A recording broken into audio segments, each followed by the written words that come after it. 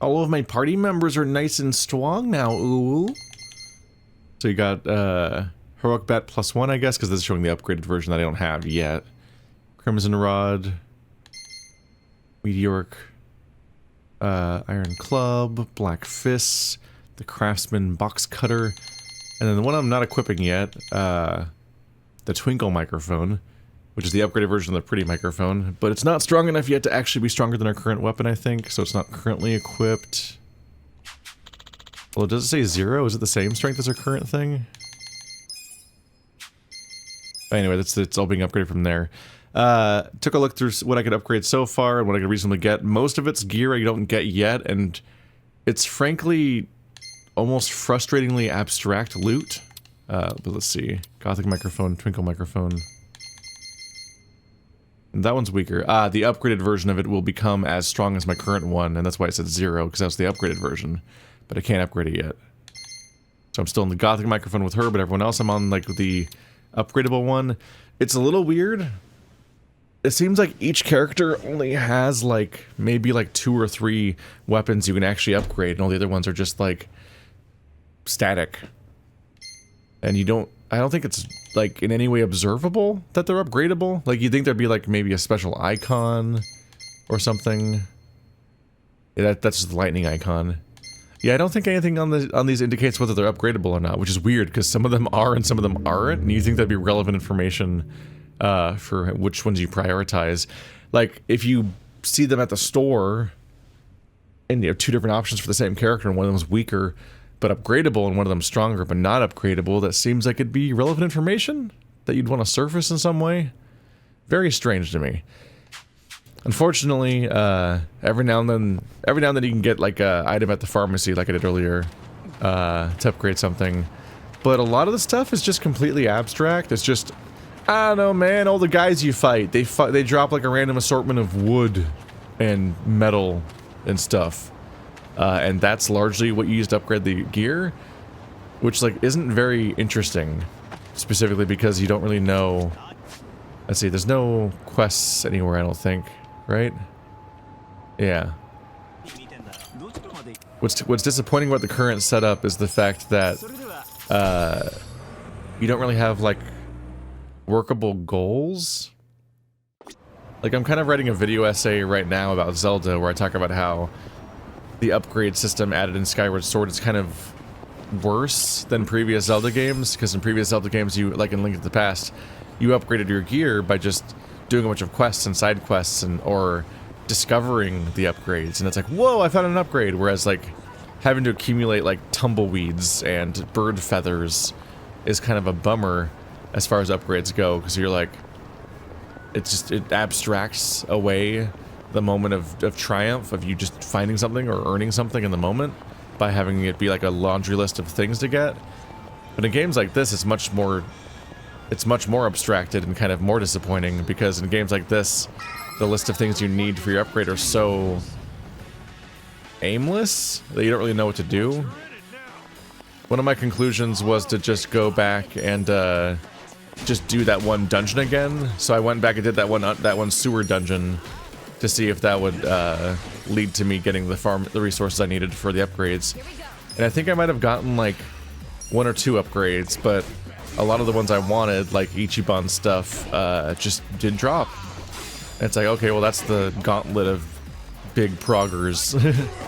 That's the big farming location of the game, is you do this big roguelike dungeon that's 3 floors deep and then has a boss fight at the end. And if that doesn't give you what you need for your gear, which you have no way of knowing on your way in whether or not it'll manifest that stuff or not, but if it doesn't work, then you're like, well, I guess I'll just continue aimlessly playing the game, just doing the story and doing random side content and just checking in periodically. Did I get the stuff yet? I don't know. I feel like these kind of upgrade systems kind of suck, just because you don't really feel like you're empowered to make decisions in any way. So, like, what's the point? Like, look, high purity lead, impure lead, dual aluminum, and cheap plastic. Is anyone honestly able to keep a mental checklist of what they need for their next upgrades when they're such generic items, and actually notice when they reach their goal? And even if they do, is that really worth it? Like, because you can't, like, target specific enemies for specific loot.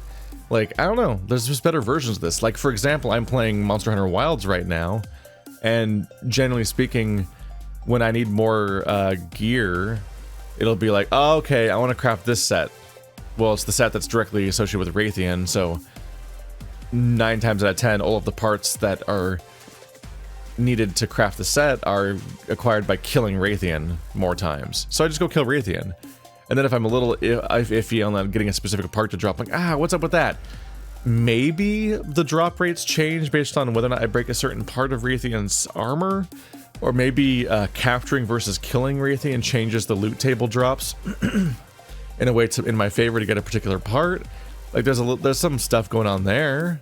It's just like, if you're gonna accept the idea of farming, at least that gives you some more control and direction. So your gameplay has a purpose, and you're like, oh, okay, I want that, so I'll do this to get that. In this, it's like completely noise. Like, I don't know, that particular kind of metal I want. Maybe I get it from particular enemies somewhere on this map, but like, it's not called like Dine Dasher fluid, so I don't get it from finding a Dine Dasher and then killing him. It's just like, there's dual aluminum, you know? There's like a Pokedex of 250 enemies in this game, but none of these items are ones you would mentally associate with any of those particular enemies, so you don't hunt a particular enemy. There's not even really an indication of a way of knowing whether the gear you're looking for is from the current zone, or like only available in the later zone of the game, like in later parts of the story. Like, you have no idea. Maybe it's a gear, maybe it's items that only drop off of enemies that are level 40. Who knows? It's like, it sucks. That kind of system sucks. It doesn't empower the player to make decisions in any way within that system. You just kind of get a sense of learned helplessness, where you're just like, I guess I'll just keep aimlessly playing the game and hope one day I get the upgrades I need. And by the time you get the upgrades, you probably won't even register. In the moment you get the upgrades finally, you probably won't even register that that's the upgrades you needed. You'll probably then remember to check the upgrade screen an hour later, or 5 hours later, and be finally like, oh, I guess I got the upgrades I need at some point. Don't know when. Neat. And you'll be like, yay, I get to upgrade my stuff, but you won't really be like, really know when you earned that. Like, it's just, these systems abstract your effort is abstracted so severely from the results that you don't even notice when the victory happens. Like, that's lame, right? I don't know why people design the games that way. Why not design things in a way where, like, oh shit! Like, that's why Zelda is so interesting, because in the earlier games, you get dungeon items and bottles and heart pieces in the moment. You're like, oh fuck! And it's why, like, it's smart that all of Monster Hunter, a game about farming resources for armor and weapons, so clearly associate the armor and weapons with specific monsters, so that you have an idea of what your goal is. And on top of that, you can wish list things. You can pin stuff that you're trying to make, so that you'll get a reminder, like, oh, hey, that drop you just got, that's the one you need for the thing. But, like, this game's never going like, oh my god, look, dude, that wood you just got, that's what you need for the next bad upgrade. That's on your to-do list. Like, all those kinds of things are all missing. So it's just, just aimless. Like, it's noteworthy that, yeah, like, you can look at the monster manual in Monster Hunter and be like, okay, what do these drop? What are the things? Where do you get a giant beak? There's just like proactive elements that are interesting. In this game, when you look at an upgrade and it says you don't have it, there's no indication of what you might do to achieve that. Is it from a particular store? A particular enemy? Like, that menu where you upgrade stuff is also a chance for the game to point you in a direction to get that thing, but instead it gives you nothing. Just a really lame way of approaching it, like, on every possible angle. It's just really, it's so boilerplate template, just things drop stuff, you need stuff to get upgrades, like, and then no further thought put into the process about how that affects the player, how the player engages with that system, how information is gleaned about that system, how it's supposed to motivate the player in any way. Just really, it's about what you would expect when a game like Yakuza suddenly became about JRPG mechanics out of nowhere, and they had to do all of it from the ground up in one game. I say that, but the Yakuza games already had the upgrade system, and it was just always bad. I've just never engaged with it because upgrading my weapons has never mattered because they weren't really games about weapons. They're games where you could optionally try to use weapons, but honestly, just beating the fuck out of people with Kiryu was always fine, so I didn't really feel the need to upgrade my disposable katana that broke in 36 hits, because those games they were all weapons that had durability, and you had to repair them when they broke and stuff, and that just was such a hassle, so I didn't bother. But now the games are about the weapons and about upgrading that stuff, so they really got to step it up once they do that, because once they're making it such an important part of the system, at that point you got to make it make sense and be a system that encourages the player to interact with the game, you know? Anyway, I think I've articulated the idea on some level. I think people get what I mean.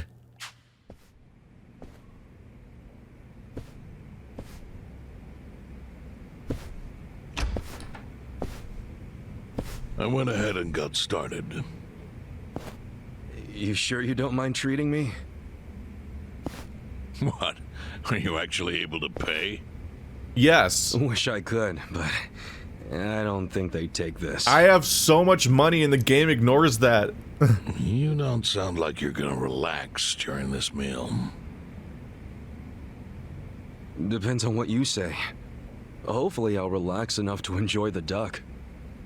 So, how do you know Arakawa-san? I'm on the edge of my seat here. It wasn't long after the war the counterfeit bills started being produced in Ijincho. It was top secret. Only the heads of the Seiryu clan and the Liumang, plus some officers, knew about it. Outside of that inner circle, they also had to hire people to smuggle the bills. Smugglers? And one of them was a traveling actor. His name was Toshio Arakawa. He was Masumi Arakawa's father. What?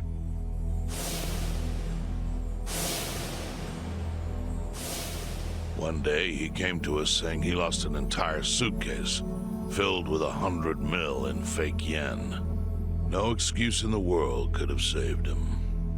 A mistake that grave required the Seiryu clan to make an example out of him for the other smugglers. But remember, only a few people at the top even knew about the counterfeiting. It wasn't a task they could hand to just anybody. So I, being next in line to inherit the clan, was entrusted to carry it out. So did you actually... Yes. I killed Toshio Arakawa, father of Masumi Arakawa, in this very place, 40 years ago. But I had no idea who was in the room with my target. By the time I learned it was his 14-year-old son, it was too late. I had to go through with the hit, knowing this boy would see his father die. To make my guilt even worse, later I found out why Toshio lost the fake bills. His wife and her lover had stolen them. Those two fell into the ocean and disappeared.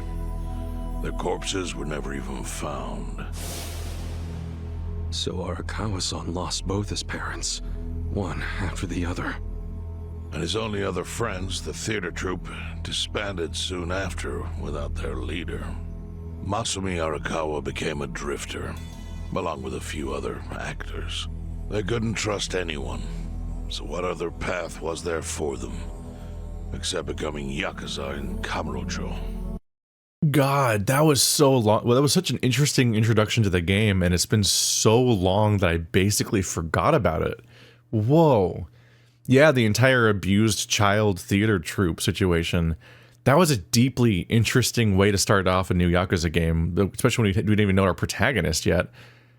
I feel like we've gotten so distant from the characters there. It's like it's kind of a wasted opportunity that, like, they kind of do have to remind us here now about any of that drama, because they front load that stuff, and then we just spend so many dozens of hours in a completely well, now we know it's not an unrelated conspiracy, but like, I wonder if their strategy was to have it be like a memorable intro for that character with the hopes that it would then like linger in our brain for that long, when it takes us any given player weeks or maybe even months to get through this part of the game.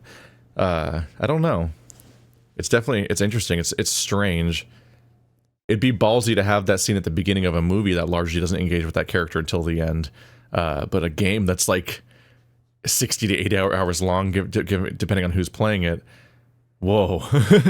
I feel so distant from the Arakawa storyline, and it had such a strong introduction. I kind of am still a little bit bummed that we left Kamurocho, given Ichiban's backstory with Arakawa is interesting. His imprisonment and then betrayal is interesting. Arakawa's fucked up upbringing and interesting life, and his upsetting son and what he gave up, and with like the crisis he went through trying to save his son and all that. All those things that happened are so interesting, and now we're so distant from it. And I don't know, maybe us being so distant from it in literal years, us being so distant from it in literal time as the players might be meant to, in a way, sort of analog how Ichiban is 20 years distant from that storyline because of how estranged he is from his own past and everything. But I don't know. It's a strange way to organize a narrative, but that does keep happening in these games.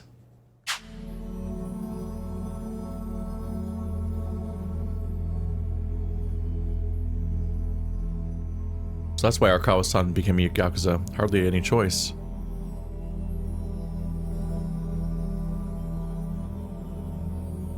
Arakawa joined a low-ranking family in the Tojo clan called the Hikawa family. Life wasn't easy for him there. They were the kind of family that took hits without thinking twice. Really? Yes. So they were always in need of ways to dispose of a body. Masumi Arakawa was tapped to help with that, and he was extremely cautious. To do it, he started coming all the way to the homeless camp in Ijincho. Really? Even though the family was based in Tokyo? Why? Well, truthfully, he wanted an excuse to come to Yokohama, because it would afford him opportunities to hunt his father's killer. I see. So Arakawa-san was using the homeless camp to dispose of bodies all the way back then. Indeed. As for his hunt, he researched Yakuza and criminals every time he was here. All he started with was a single clue. His own childhood memory of the suspicious waiter he saw here that night. Eventually, 7 years after the murder, I received an invitation to come here. He signed his invitation Masumi Arakawa. It was a bold declaration, and I knew immediately the running would be futile. So I came here, alone. I didn't even bring a bodyguard. Why the hell not? Well, to put it simply, I was prepared to die. But, I mean...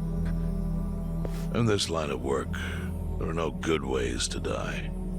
And I can think of worse ways to go that would not give that boy the justice he'd earned. The memory of what I'd done to him never left me, you know.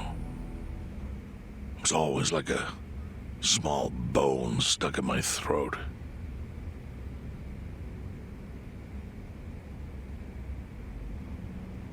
He was sitting right where you are now. Here? Yes. He didn't look a day over 20. But his eyes had that hard, flinty gaze of an old killer. I couldn't help myself. I told him everything. I told him why I killed Toshio Arakawa. I even told him about the secret counterfeiting. I figured I was dead anyway. He had a gun in his hand, and all he had to do was pull the trigger. But he never once interrupted me. When I'd finished, He slowly stood up. I stopped him as he turned to leave. "Didn't you come here for revenge?" I asked. And? What did he say? He said, "If only you had ignored my invitation, then I could have shot you in the back." Then he left. Boss. In 1984, the 10,000 yen bill changed from the face of Prince Shotoku to Yukichi Fukuzawa. By that time, Arakawa had found his own Yakuza family, so I sent him a gift. What was it? A fresh batch of crisp fake bills featuring Yukichi Fukuzawa. They were defective prints with nothing on the back. Not exactly legal tender.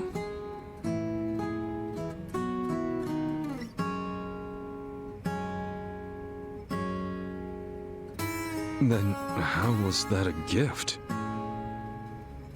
It's hard to explain. If I had to say, it was out of gratitude. Sure, but for what? I should have died that day I met with Arakawa. I would have been right. And yet he spared me. Not only that, but he lifted a terrible weight from my chest.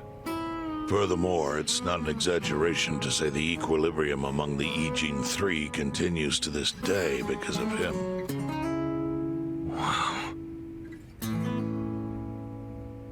I owe him an unfathomable debt. And one day, I must pay it back. The defective bills were how I chose to communicate the sentiment.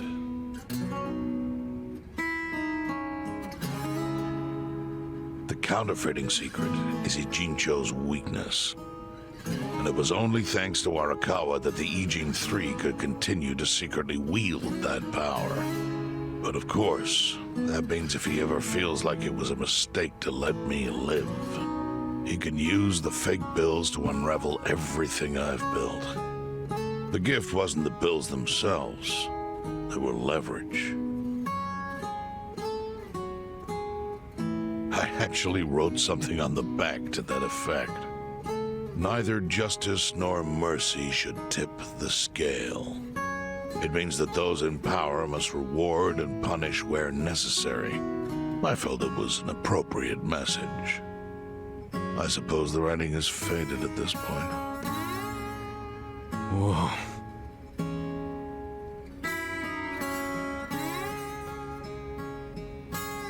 So that's the whole story.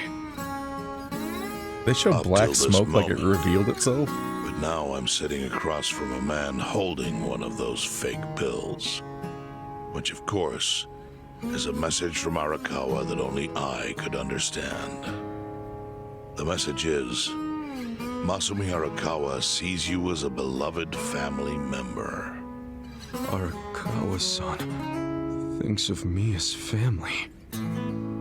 He would not have placed that bill in your pocket lightly.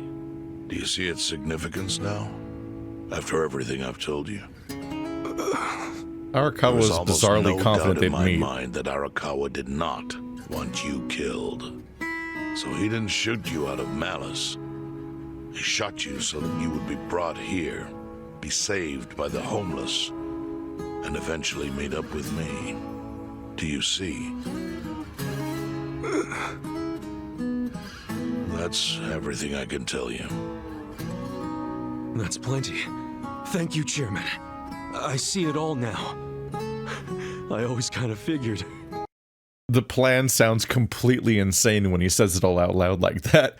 He always wanted this insane sequence of actions to happen that no one could ever predict or control. Like, what? Also, you almost died. You did? Well, it's your move now. I've only told you what I know, so... It's okay. That's enough. I trust you. Well, I don't hear that often. Yeah, neither do I. Not even from my friends. But those friends are trustworthy to me. And so are you. I believe everything you said. And my faith in Arakawa-san is coming back strong. Kasuga, Yeah? are you a blood relative of Arakawa's? No, it's not like that. I see. Well, he must have been happy to have such loyalty as yours. As proud as any father, I think.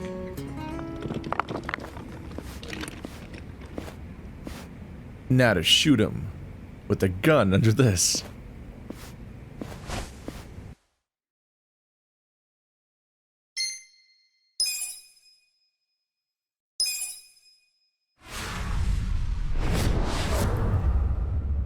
Chapter 11, The Odds.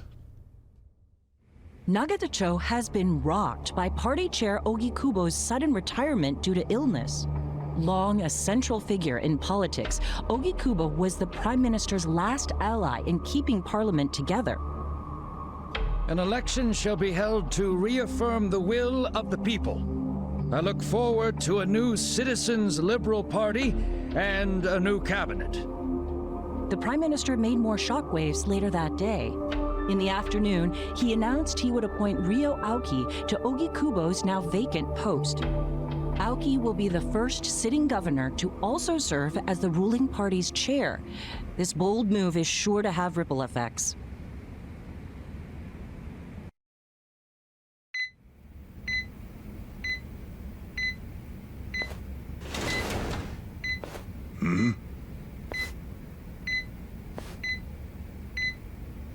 How are you feeling, former chairman? Surely the governor of Tokyo can read. My sign says no visitors.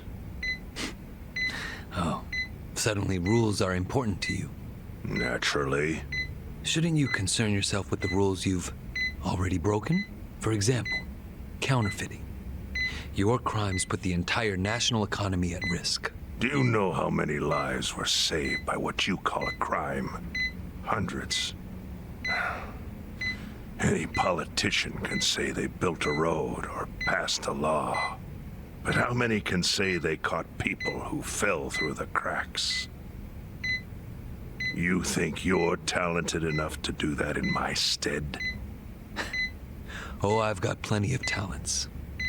I just use them very differently compared to you. For example, I managed to fit your downfall into my already very busy schedule. The governor is the party chair. Nothing could be more ripe for corruption. Oh, everything I'm gonna do will be labeled scandalous by withered old men like you. But by next year, Japan will have a new standard, and it will have been written by me. Spoken like a true amateur. Amateur, huh? Let me ask you. Do you remember my first election 10 years ago? I asked you for the Citizens' Liberal Party endorsement. You insulted me. Your exact words were, Bleach Japan is a bunch of kids playing at politics. Your home district is Kanagawa's second. Isn't that right? I'm happy to tell you, Bleach Japan will be running a candidate there in the next election cycle. And he'll have the Citizens' Liberal Party's ringing endorsement. So, how does it feel to have everything taken from you by a bunch of kids? Our candidate's victory in Kanagawa's District 2 is all but certain. So I've come up with a plan for taking out the trash in Ijincho. Of course, we'll probably lose half the population. Are you calling the people of Ijincho trash? I'm calling them disposable. Pardon me? What did you call them? People who fell through the cracks? Can't you see that's their own fault for becoming so dependent on the gray zones? They're responsible for maintaining their home, and they failed. That's what makes them disposable. But I must be going. As I said, I've got a busy schedule. Happy retirement, my former chair. I truly wish that for you.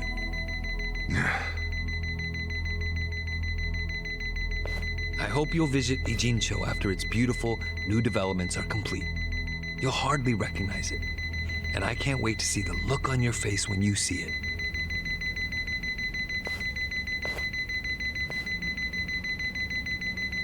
Jesus Christ, that noise. Is he having a heart attack? Took it as the escalating heart rate because of how stressed he is, but I'm like, that by the end, I'm like, Jesus, this is all you're hearing. It like overpowers all the other audio. So he's just evil, okay. Like, he's just a weird, like, fascist-y sounding, fucked up, weird nightmare person that's like, I'm gonna wipe out all these people because they're scum and they deserve it. They're dependent on the gray zone, so they're disposable. Jesus fucking Christ, man. Alright, so it really was as simple as, like, you hear the name Bleach Japan, you're like, that gives me bad vibes, and immediately, like, literally everything you thought that an organization called that might be is just what they are. And all the way up to, like, including the guy from the beginning of the game, which, huh. He was kind of interesting at the beginning of the game, because you're introduced to this guy that has, like, this internalized ableism, and is wheelchair bound, and he's all about showing off and all this other stuff, and then you have this other... feels like a completely different character almost. I don't really know how to square the two of them, but this villain is not a very interesting villain. The only things interesting about him are the extent to which he is the guy from the prologue. Specifically the fact that he is the wheelchair-bound guy at that cabaret, and he's also the baby that was put in the coin locker. But without knowing that, I wouldn't be like, oh, what an interesting villain, because like he's just an asshole who's cruel and thinks people are disposable and has bad goals politically. And so him being so smug in that, like, haha, the underdog took over, victory, all that, like, that's the kind of, it's the whole speech that's normally triumphant when you're cheering for a character and they finally stick it to the asshole. But no, he's much worse than the person he's talking down to in a really obvious way. So it's really unnerving. It's really uncomfortable. You're like, oh no, I hate this guy.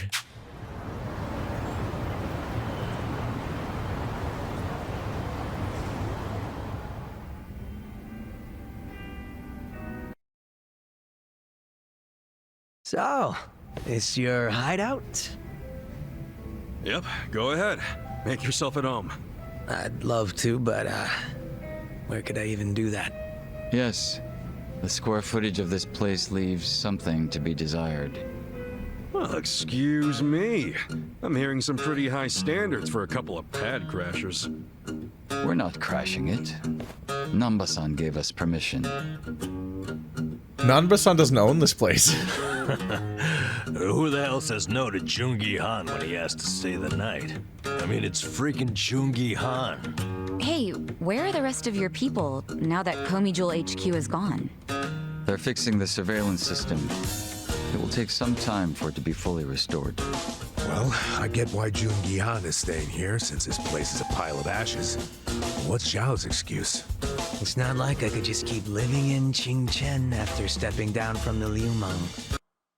They're fixing the surveillance system. This is a strange narrative sometimes. So they needed to definitively burn the entire place down to protect that information for their leader. The same leader who is currently retiring for his illness. So they didn't save that leader. So he still ultimately loses to Aoki. And is no longer in that position, regardless of what happened with the Gomijul.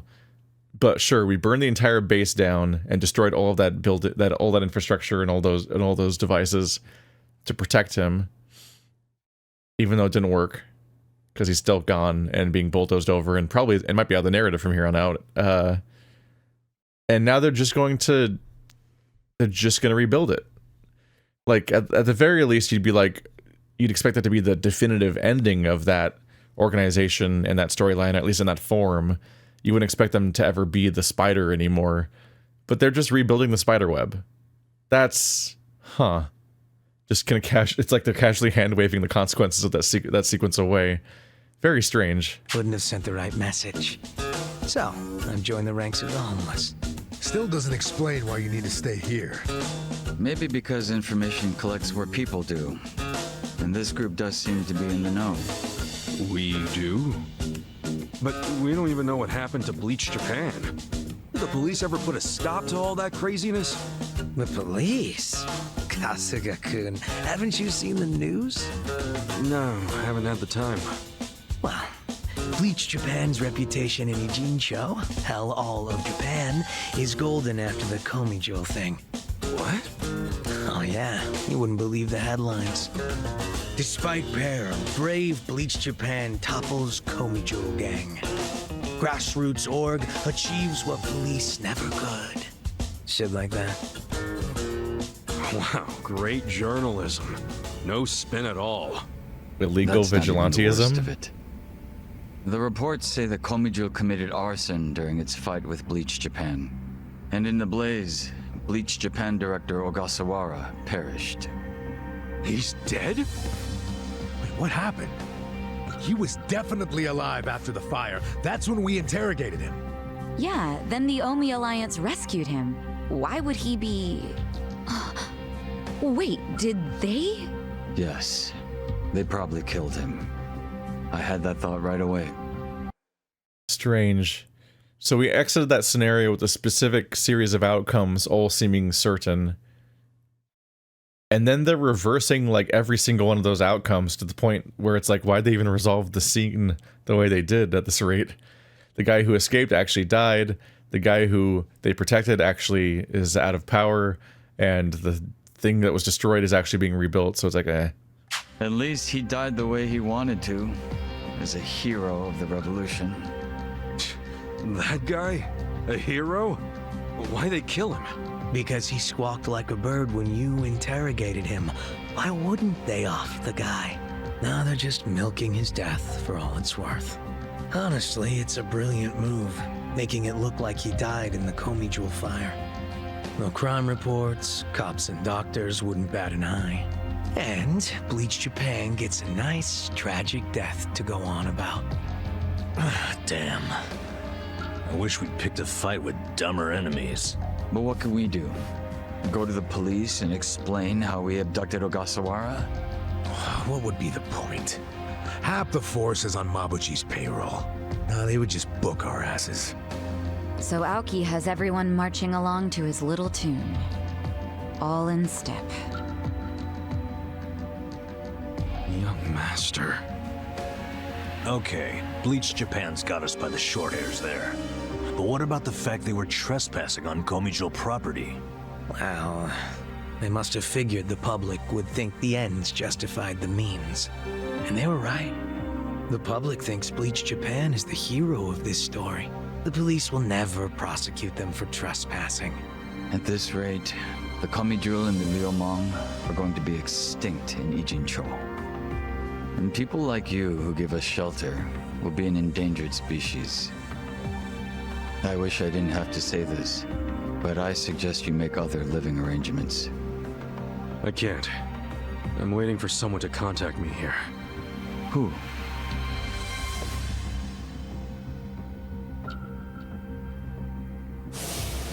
Arakawa-san, he's about to go all in with his next gamble. When that happens, he'll need strong allies. More than he's already got? I can't say anymore. I'm sorry. Me too. I'll be in touch.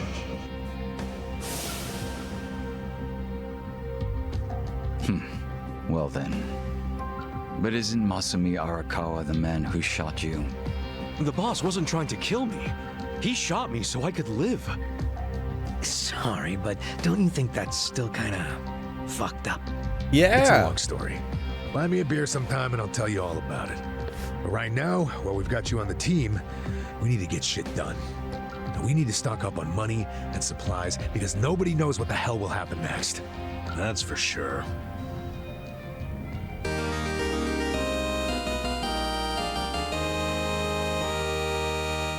Oh. Okay. Kind of figured that's where it was going once he was in this bar, but damn, okay. With the fall of the Great Wall of Muscle and Yokohama's rising crime rate, the city's villains grow even more powerful. Be on the lookout as you may encounter formidable, never-before-seen foes. Judged by the demanding experience as leader of Yokohama, Liu Meng has toughened him against bleeding, fear, rage, and silence. Huh.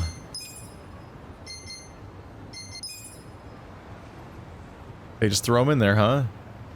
So now we legitimately have... Yeah, we have 6 party members.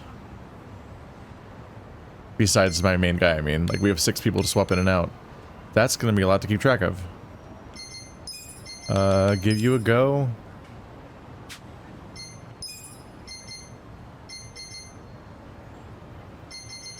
Now I've got 2 people to try to keep getting the bond maxed out on. Job gangster.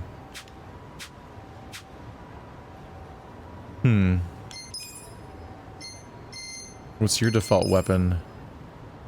Chinese saber. With no alternates yet. Oops.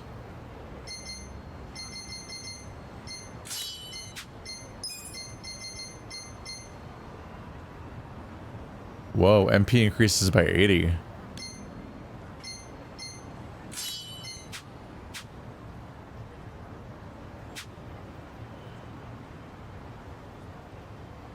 I'm like, isn't that a lot?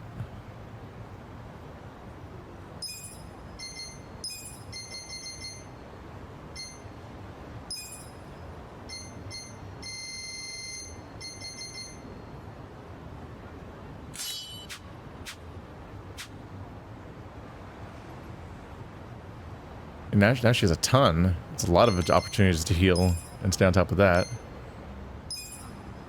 Oh. Apparently I have a thing to report. Wow, I almost never have things to report. I don't necessarily actively pursue them, but they don't seem to come up much. Oh god, I have some plants to seed. Okay. I have that many seeds but no fertilizer, of course.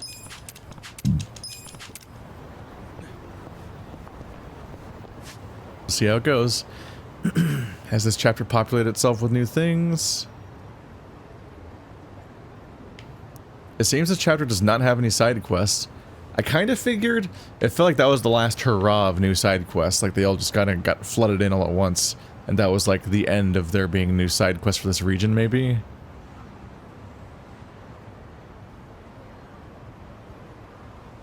So I'm probably gonna want to go... Yeah, to Yoon's Foods. Oh. Hey, Ichiban. How are you doing? Hey. I'm fine, thanks. How about you?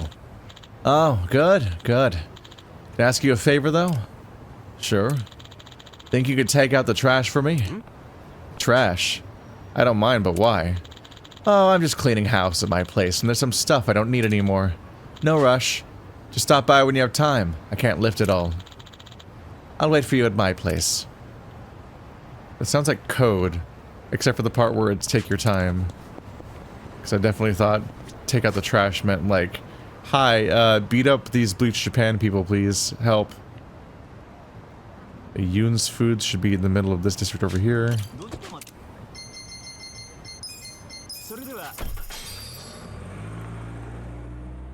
Let's get him at least a placeholder weapon instead of the terrible one you start with.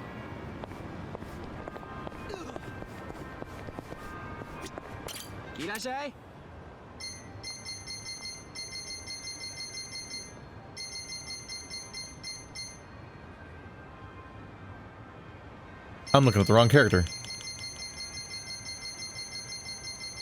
They don't sell one. Okay. How strong is his weapon? This is 133. That's 15. Yeah, he's trash. Okay.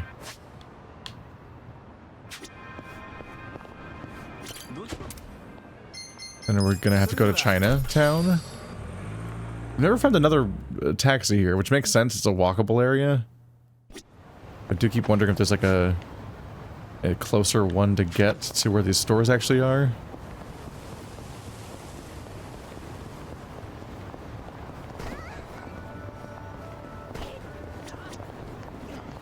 I'm just eternally bulldozing people.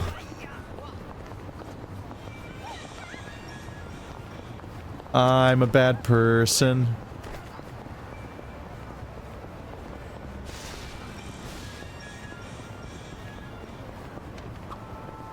Ooh, they're selling Onomichio-kun merch here. Ono Michio-kun? The mascot for Onomichi. His head's a Hasaku. I put on one of those costumes and helped out the staff not too long ago. What do you mean you helped them? Well, I punched out some assholes that were selling fake Michio goods. Showed those guys a real good time. Sounds like the perfect way for you to help out. So, you beat up thugs while wearing a wacky costume?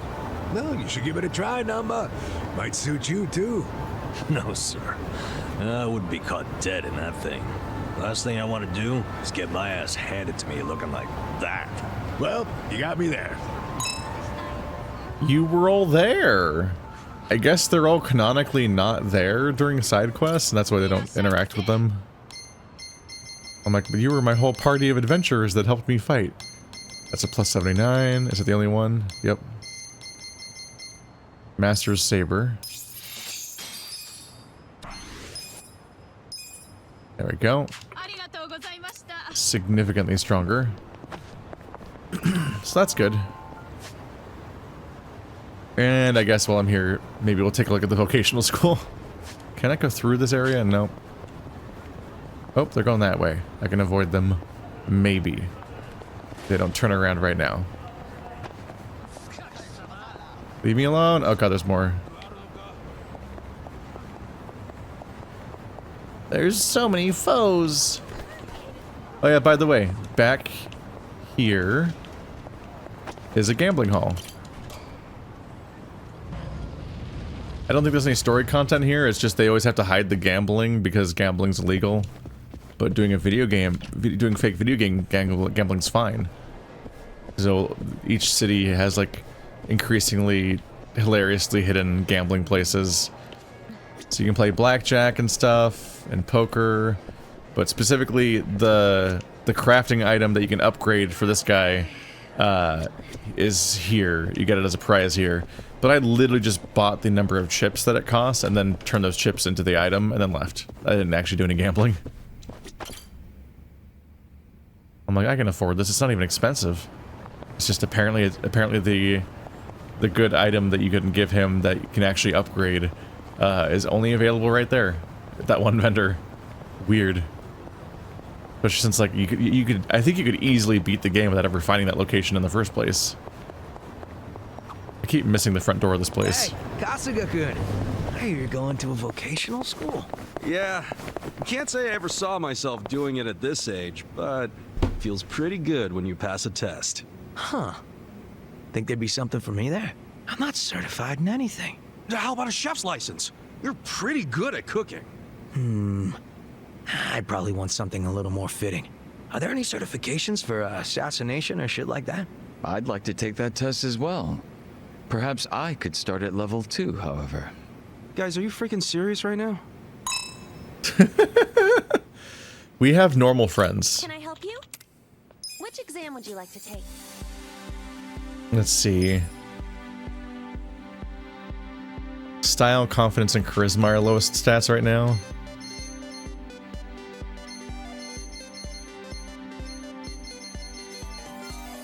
Honestly, at this point, they're mostly filled in. I'll just probably do them in order. Oh god. My proficiency in local tourism lore. This one's really hard. Make sure you have a pencil. I'll probably fail it again. I should just check the map just now. Which of the parks in Tokyo along the coast has open space for a large fountain?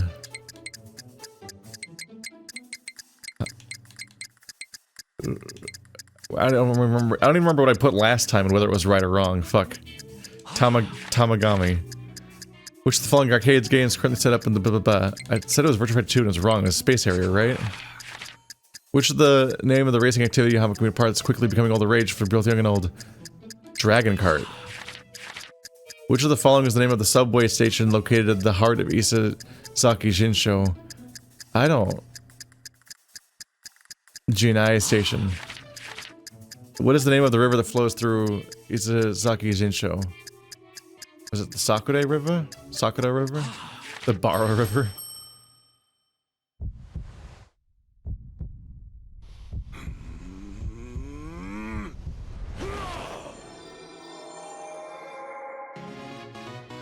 Is that a good sound? Yeah. Yeah. I'm...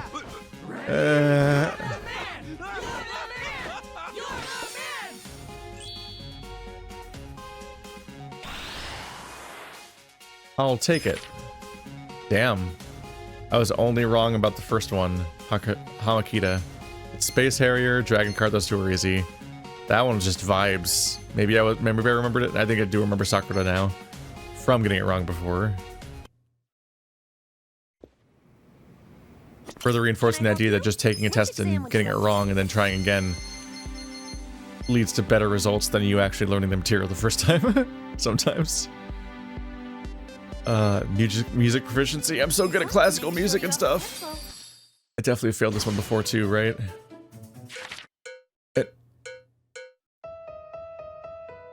Sure, Elisa.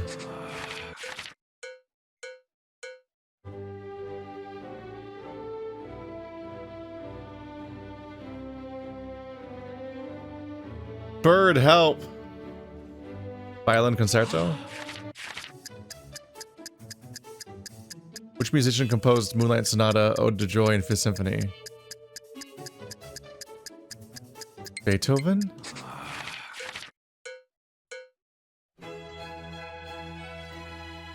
I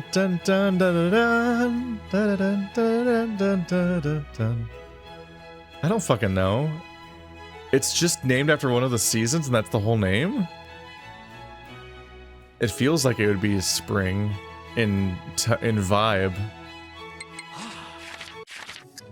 Which of the following is Pyotr Tchaikovsky's well-known ballet piece? Tchaikovsky? Don Quixote? No, wait, I don't think so. Is that Swan Lake? Swan Lake is ballet, right? I wasn't expecting the audio samples. I thought I failed this one already, but I didn't recognize those.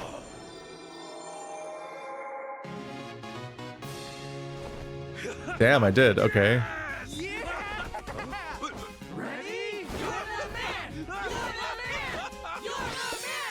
Damn, look at me go. Maybe I'll just nail all these right now since there's no more side quests. So this chapter's side quest. It's just... I was wrong about the violin, but nothing else? Yeah, for release, that's an easier one to remember. Beethoven, that seemed about right. Spring, it was just vibes, but yeah, and Swan Lake, yeah, okay, yeah. Got it. Damn. I guess I am that cool. Can I help you? We have new certifications available. Now for tier 1, which is the higher level one, because we're counting in a strange order. Composers and arrangers give direction to a piece, such as its intensity and tempo. They do this by using terminology shared with performers to aid them in visualizing the piece, which of the following means play very, very loudly. Fuck. Forte, mezzo forte, fortissimo, fortissimo, fortissimo. What the fuck? That sounds fake. It's probably true. Which of the following is a symphony composed by Jean Sibelius? Pennsylvanian, Venetian, Bulgarian, Finlandia?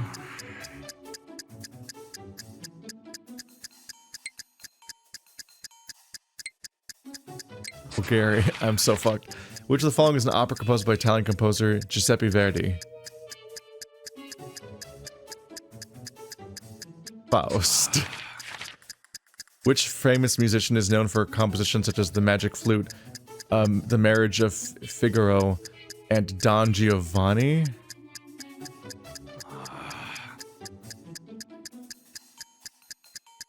We already have Beethoven, so... I don't think that's Bach. I think it's maybe Mozart. I don't know.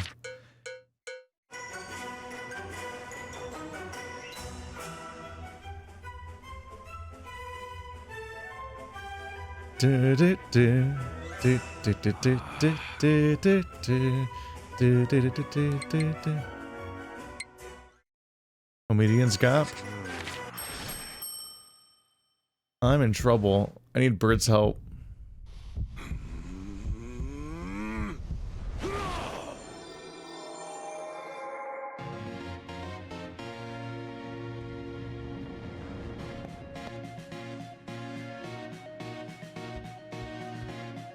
No.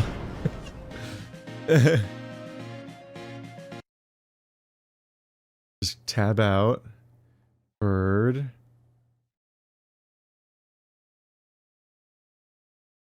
Help. I'm not powerful enough for this timed music exam in a game. Lamau. We'll see if he gets back to me. It would just be funny to see if he knows the stuff. Oh my god!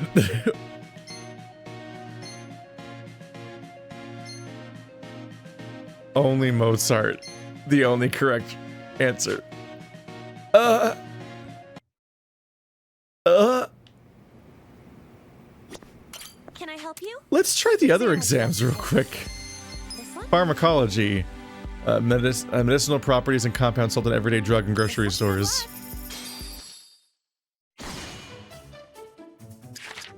There are 3 common methods of taking medication. One is orally, which is oral. Topically, ointments. Third method, injection. Or anal. It's a suppository. Which of the following is used to ease physical pain? I guess morphine. Which of the following is purified components is effective in retaining the moisture in one's skin?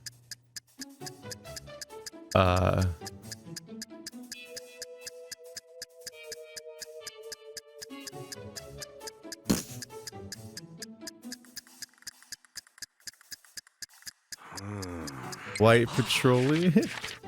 There are several ways to obtain medication in modern times. Which of the following requires both a doctor's consultation and permission to obtain?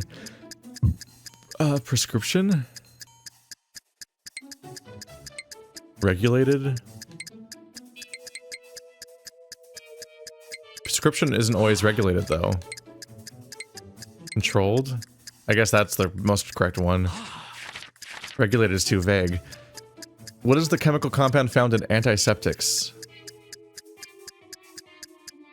Dimethicone, dopamine, no. Glycerin, ethanol? I'm in trouble here. Dimethicone?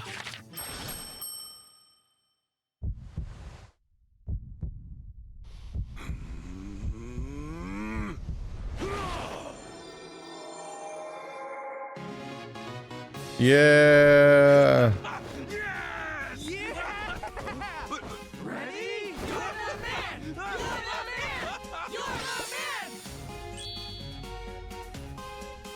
I did it with my giant gamer brain.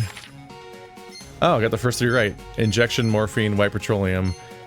Prescription. The terminology here, damn. Ethanol. Yeah, I'm not good with chemical names and stuff. And even this was just like, I hear about petroleum jelly and stuff sometimes. I don't fucking know, man.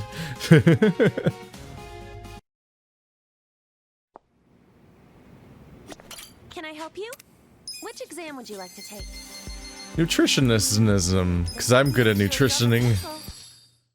You don't believe how nutritionist I am. Which of the following dishes uses fish in its recipe? Aquapazza? I guessed that last time, and it's the only one I don't recognize, actually. What dietary fibers are not digested by the human body that possess unique ability to clean the gastrointestinal tract? Which of the following is the distinctive water-soluble...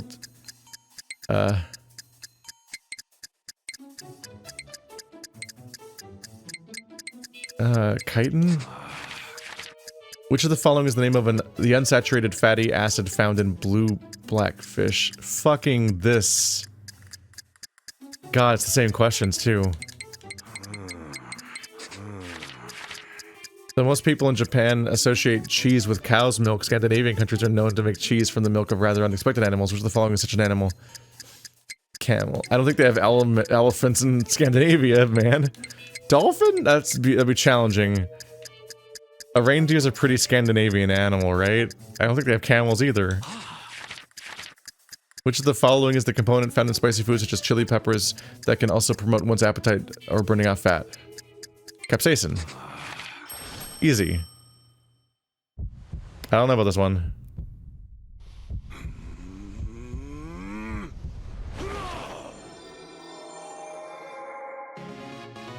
That's a good sound.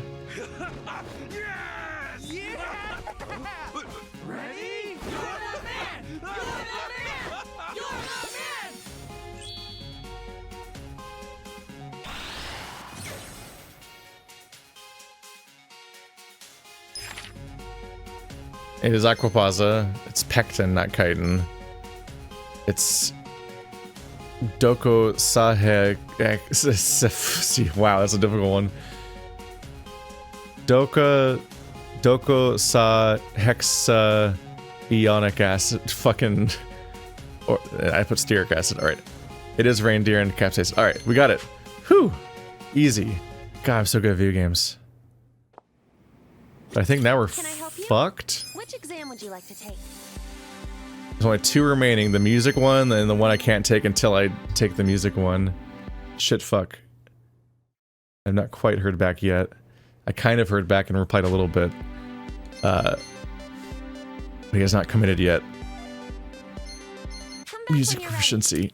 It'd be more funny to phone a friend than to brute force it. I'm currently not ready to deal with it. Hi. All right. Did you start recording? Welcome to Yakuza 7 surprise guest bird catcher, expert of music and other things, but mostly stand out as music in that no one knows music. Or I don't know music specifically, and that's mostly how it comes up. So I beat all of these. I even beat sports.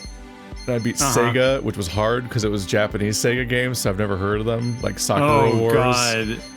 And it'll be stuff like random rhythm games and things like that too. And you got to the final test requires me to finish this test specifically, the other one I haven't passed yet. How did you do music proficiency tier 2 but not 1? For some reason they go that order. So 1 is better.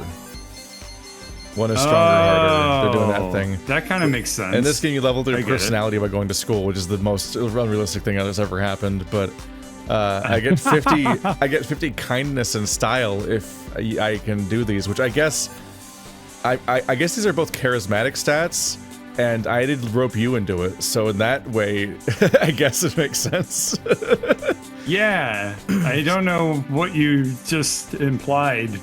But fuck you if it was an insult, and yay if it was a compliment. I'm not sure which. I'm just saying I don't know how doing a test on music proficiency would increase your style and kindness, like your likability. Oh, well, as somebody who's done it a lot, let me tell you, it doesn't work. I passed the test by roping you in. Anyway, we have to get 3 to 5 correct, and we have 30 seconds to give every answer, and I probably won't read them to you because that would also be painful. So they're just gonna pop up, and we have 30 seconds to react, and some of them will just start playing music immediately. Okay, sounds good. Good luck.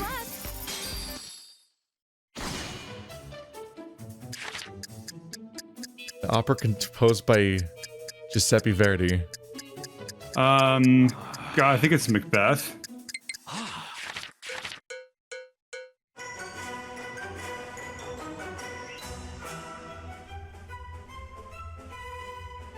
What the fuck is this? I'm gonna, is this Sorcerer's Apprentice, maybe? I'm not sure. That's like the Disney one. Is that your final guess? I guess so. Huh. I have never heard this piece before in my life.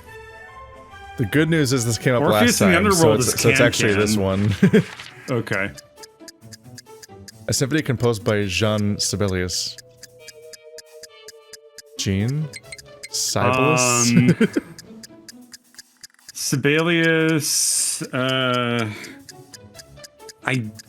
would probably be about like the place where he was from, and I think he was from Finland. That's what my gut leans towards. If my gut can lean. Which of the following means gradually slow down the tempo? Retardando, number 4.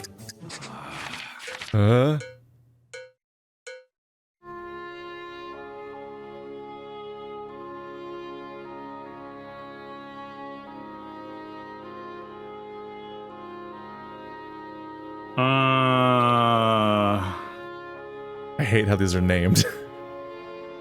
Well, Allegro's gonna be fast. Scherzo's also gonna be really fast. I'm gonna say this is probably a first movement Adagio because it's a little bit slower. I think that was a Brahms symphony, but I don't really know this one very well. Let's find out. This was fucking hard. This was an absolute meme of a. What the hell was this? Is that good? We don't know yet. We don't know until the reaction happens. Yeah! We did it? What if we got all 5 of them correct? That would be really fun. What a segment. What an Yakuza animation. games are insane.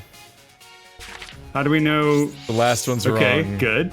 Macbeth, The Post, Finlandia, Ritardando. It's actually Okay, Largo. it was slow, so... Okay, that was mean. We're down to the last one. I have no idea if this will even be slightly relevant to you or not, but you're still here, so why not? I am still here. The final proficiency. Oh god, even one incorrect answer makes you fail. Okay. This one? Fuck. I probably should have saved instead of spending money. Alright. No, it's fine. Who gives a shit? Which of the following in the field of study that focus on the principles of electrons on quantum physics? Space research. It's got molecules in it. Yeah, what? It's kind of weird that it's a space research. There are 3 common methods of taking medicine: orally, oral medicine, topically. Third method, injection.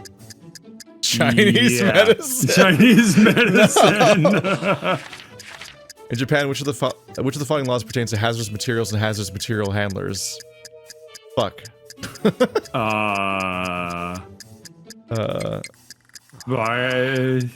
Explosives control, fire protection, minor offense. I don't have a fucking clue. I would guess fire protection. These all sound insane. Yeah, that's very specific Japanese law. Yeah. What is the name of the racing technique in which the vehicle rounds a curve by skidding the tires same time as a result? Drifting. Drifting. Hell yeah. Which of the following is a certificate that can be obtained at Unabro Vocational School? Music Proficiency Tier 2. We just did that one. Yeah, we did Tier 1. Alright, here we go. Here we go. I like this guy's hair.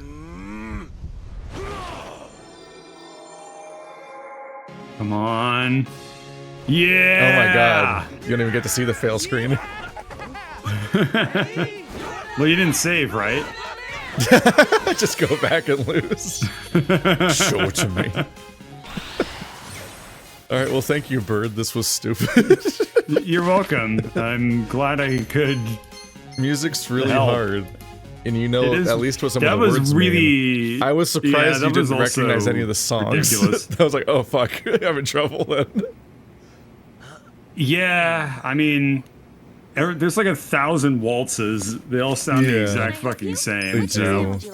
The first time I did it, there was one gimme because they played Flute Release. I was like, oh, I got that. Oh yeah. Then immediately I'm like, I'm in trouble. I need to call Bird. Immediately, this fell right off the cliff. I don't know what anything's called, and they were terrible at naming them. None of these would have ever charted. Oh, it's the first movement. Great. Thanks.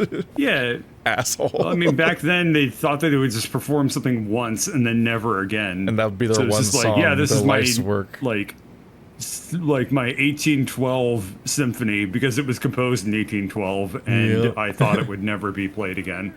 All right, I finished college. Anyway, and these people had to watch, and I made Bird watch.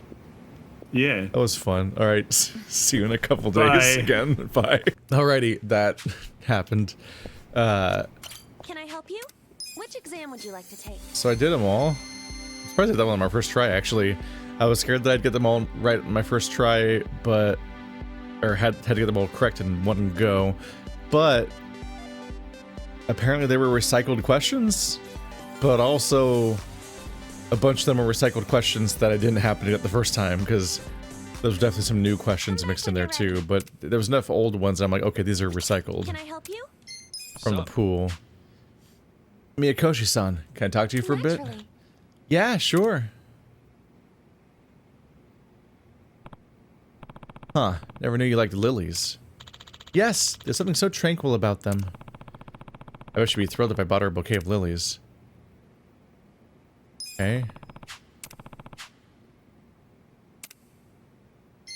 Come back when That's... She, and I cannot stress this enough, is not a character, at least so far. I'm supposed to just be, like, infatuated with the idea of bringing her flowers? Who is she? Oh, that guy likes her, so it's a little, like, mean to swoop in, but I'm like... Huh. It's just, it's a very strange presentation of the character that, like... Okay, can I talk to you? Yeah! And like, I, the player, don't get to talk to her. We didn't just have, like, a conversation like you normally do when you click on the talking option on a shopkeeper or whatever. Instead of a conversation, you just get... It skips the conversation. He has it, we don't see it, and then I'm supposed to care about giving her flowers despite not having seen the conversation, so I don't know... I have, like, no read on her personality, basically. It's so weird. It's so weird to not write a conversation and then assume that I'm invested now. Just because a woman exists. Ah, Kasuga-kun, can I help you with something?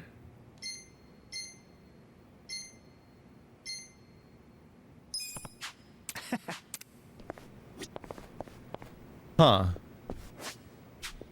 Maybe when I walk outside? I was sure there'd be, like, some kind of payoff.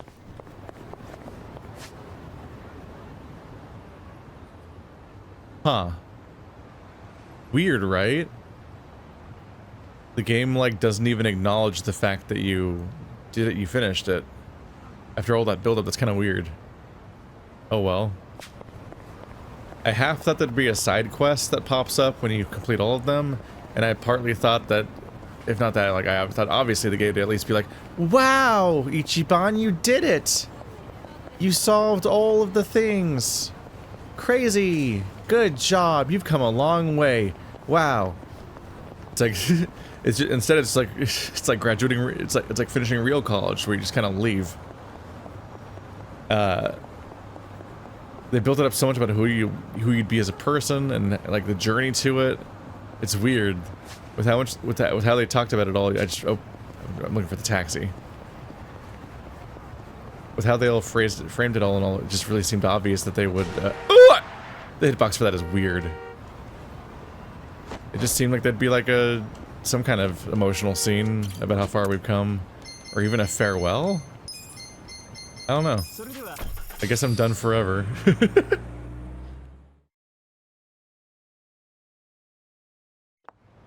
Not even like a super certificate that they hand to you, like, wow, you beat all of them. It's weird, right? Like, it's just a little strange. Huh.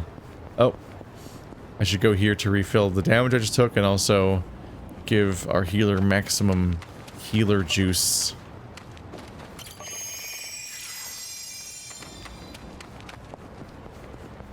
There we go. And now we take out the trash. Who is these men, apparently? You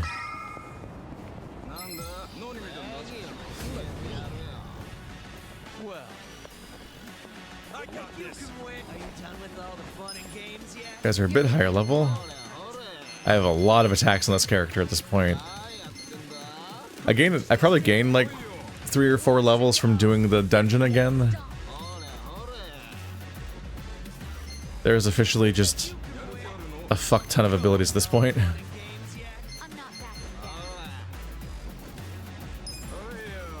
Crescent slash causes bleeding. It's a little hard to do because that second Y comes in real quick. Way less warning too. Alright, new character. Blinding Viper. Damage an enemy with a punch that emulates a viper striking from the shadows may lower the enemy's accuracy.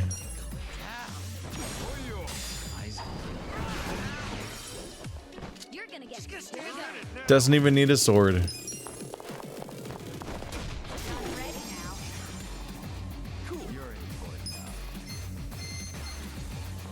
Oh, let's not waste the MP. Giga Swing is expensive. Also, Ichiban's my slowest character now? Damn. I literally want him to go first, and now he's the last.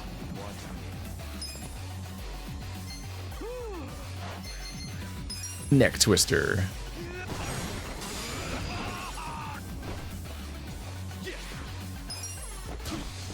Okay, turn order is changing. Weird.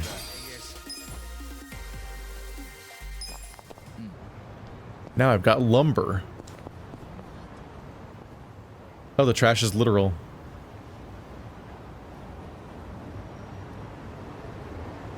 Well, look what the cat dragged in. Hamako-san, what's all this? Didn't I tell you? I'm decluttering. I lugged all this out here by myself. Oh, I'm beat. I was hoping you big, strong men might do the rest. You buying new futons or something? Business must be good. Wait, there's no one here. Where are the girls? They all quit. What? I'm closing up shop. Huh?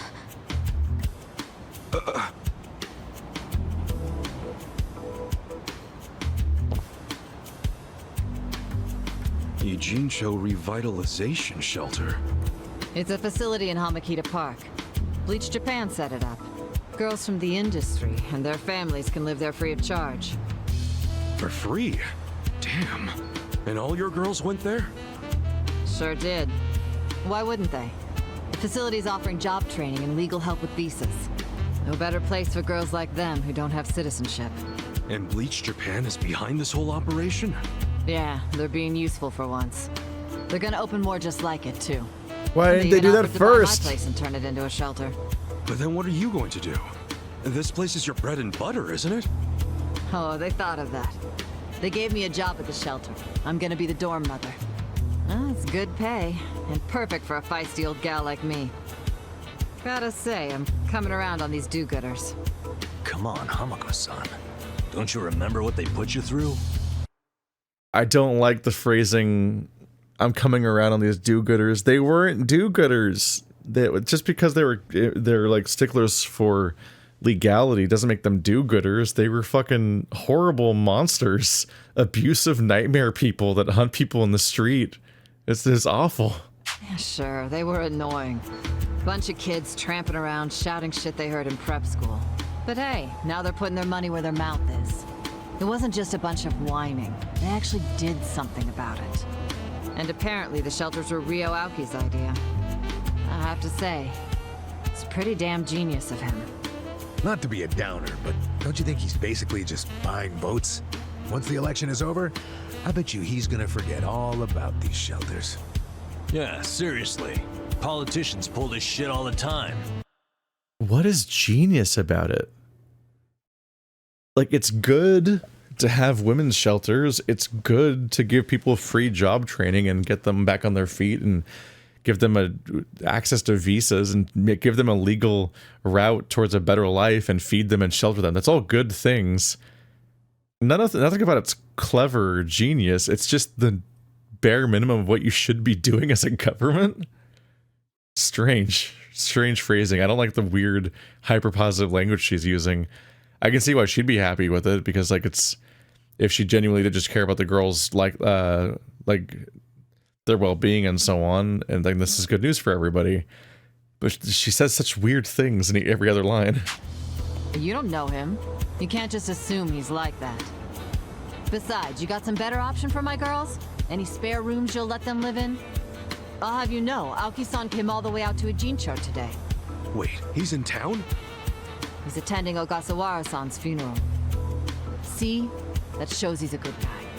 The guy who's got a million things on his plate. She is not making eye contact. Still carves out time for a friend. Oh, there she goes. You've got no business bad-mouthing him when you don't even know him.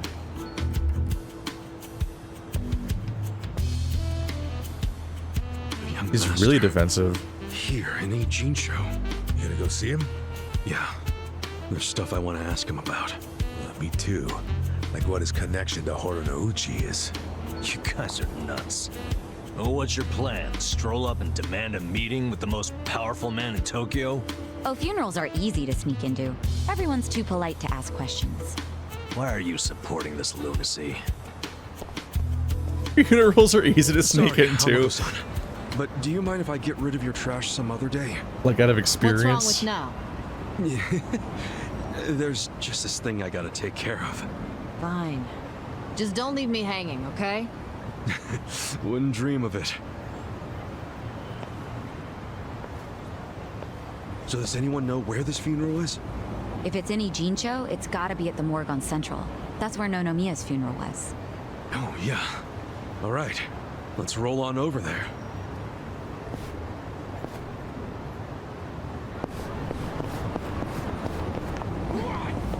You can tell they're all great. For example, they murdered somebody who snitched on them.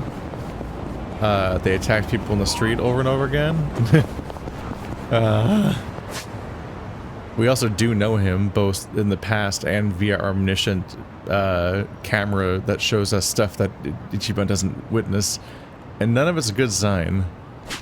He's a real piece of shit, it seems. Ogasawara-kun, I remember the day we met like it was yesterday. You're not dressed for this. Nice. There's still time. Hey, let us through. We're here to pay our respects. Hey, are you with Bleach Japan? No, but we knew Ogasawara. Not good enough. The ceremony's just for family and Bleach Japan members. Well, maybe they'll let us light some incense. They aren't even allowing journalists like me in. This monitor is all we get. Today, we celebrate Ogasawara-kun's memory. We do so here in Ijincho, the city of his heart and soul. You, more than anyone, yearn to see this city reborn. It was only 6 months ago that you came here with your family. And I remember how eager you were to change this town for the better. It became your passion in life.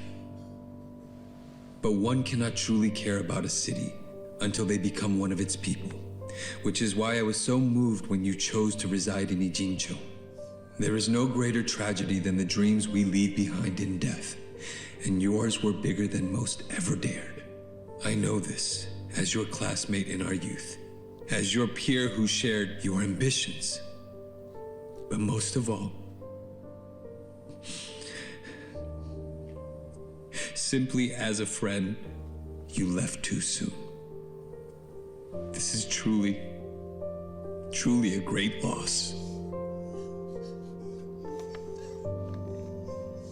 And so, what choice do we have but to face the future without you? We look to Kume-kun, the protege to whom you entrusted so much. He has stepped forward to carry on your dream.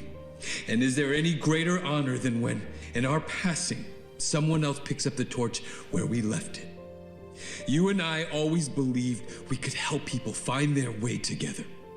Which is why, in the coming election, I will throw the entirety of my support behind Kume.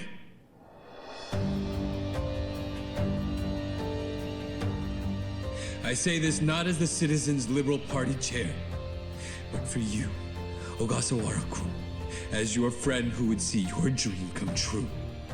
I swear to do everything in my power to bring your dream for Ijincho to fruition. That is the least I can do for you, my old friend. Rest now and smile down on us from heaven. Funeral is just political posturing over the body of a guy that he had a part in the death of.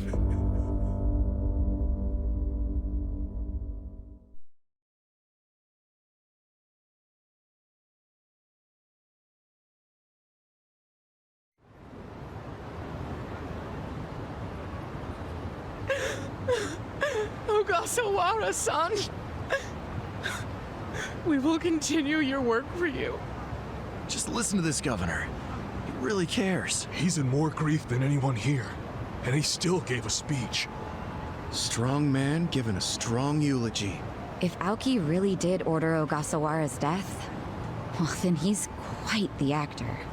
Bastard's grooming Kume for political office. What the hell is his plan?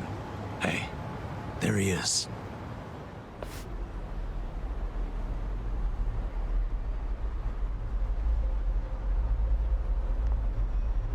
Let's move. How many seats is the Citizens Liberal Party targeting this cycle? Any comment? Aoki-san, should we take your statement today as a campaign launch announcement? Any comment at all? Just a soundbite, Aoki-san. Clear the way. What's your motive for holding a new election? Hey, don't push. I said don't push. How'd they fall this far behind? Let him through. Let him through. Aoki. Hey, Governor Aoki. It's no good. Can't even get close. Let's head him off. How? It's not like the governor took a train here. He's gotta have a car nearby. Sure, but how are you gonna find it? Check every parking spot in the neighborhood?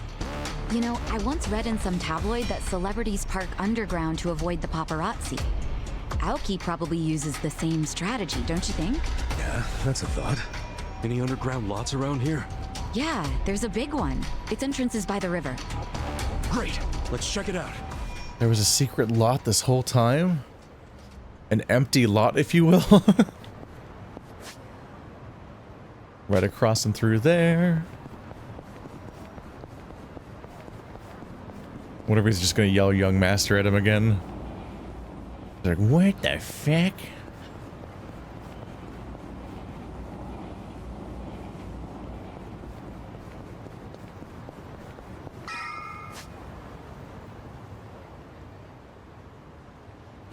You're on the left, apparently. I would prefer not to aggro this fight. Thank you.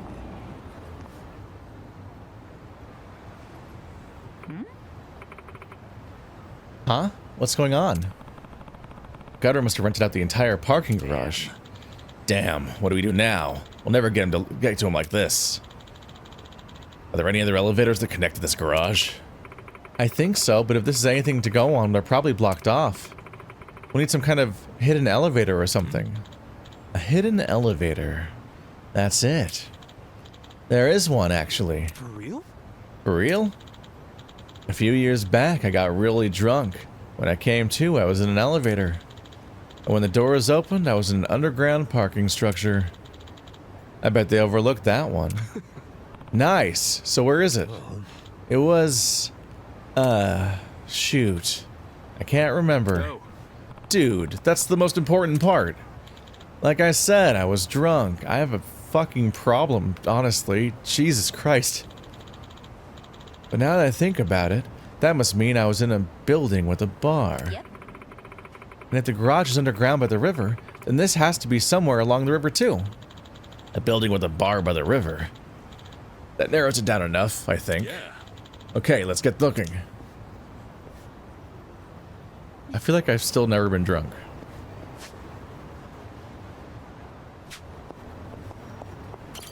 Me paying money to go slightly up this road.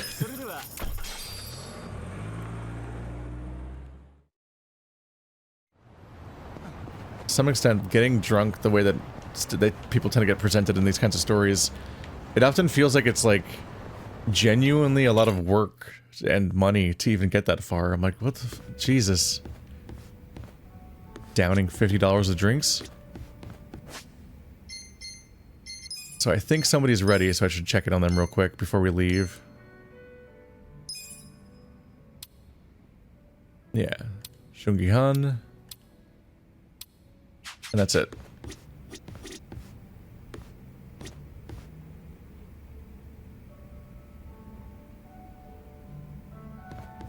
Oh, there he is.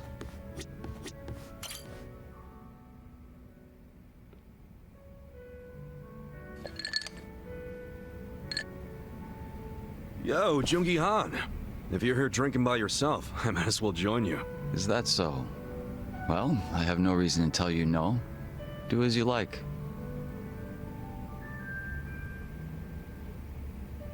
By the way, Kasuga-san, there's something I should tell you. What's up? I was contacted by someone in the Komijuru. I've been told a group of people have been looking into me as of late. They seem to have learned that Jungi-han is somewhere in Ijincho. No fooling. What's that all about? No, we don't have much to go on at the moment. Nonetheless, we verified suspicious activity in my wake. That said, if they come seeking hostility, you and the others may be dragged into it along with me.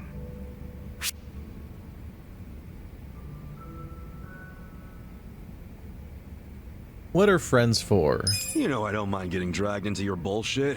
We're tight. That's precisely why I don't want to trouble you. Don't be stupid. What's a friend for if you can't cause him some trouble every now and then? I welcome it with open arms, in fact. I can handle whatever shady shit you can throw at me.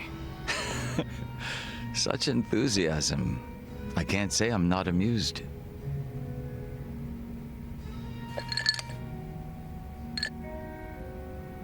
So, any guess as to who these guys might be? I can't be 100% certain, but it's highly likely that they're remnants of the Jingon Mafia. Jingon Mafia? Then they're basically old allies, right? It's hard to say. To them, I'm just cannon fodder, impersonating their dead boss. Perhaps they see that as unforgivable, in which case their goal would be to punish me. Punish?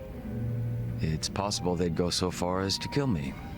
Then couldn't we just avoid all this shit by saying you're not Jungi-han anymore? Maybe so. It's gotta be weird being another person forever.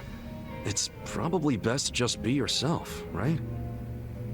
If I were you, I'd try to get my old name and face back. A name is one thing. A face, however, it's not something you can change time and time again. Moreover, I'm still waiting for more information on my pursuers. We shouldn't need to take action just yet. Well, it's your call, so I'm good with that. But won't it be a drag if you get caught with your pants down and you're left wishing you would have been ready? Right. I'll be sure to keep that in mind. Man, you're always playing it so fucking cool. Would it kill you to listen to someone else for once? I'd ask that you refrain from praise. You'll only embarrass me. It wasn't a damn compliment.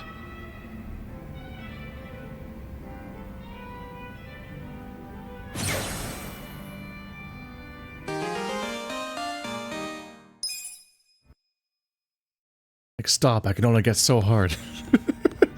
That wasn't wet? I'm blushing, Ichiban. I didn't know you thought so highly of me. There's a secret elevator somewhere over here, somehow. Oh, there it is. Hey. Hey, Ichiban, check it out. An elevator. Hey, that's the one. Looks like it's still running. Let's get in there. Okay. Yeah, come on. Where's Nanba?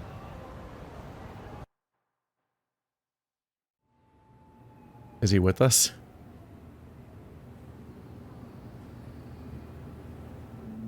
Copy that. We'll be ready to move out right away.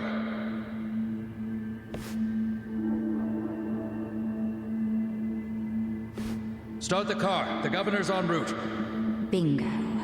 You were right on the money, Sachan.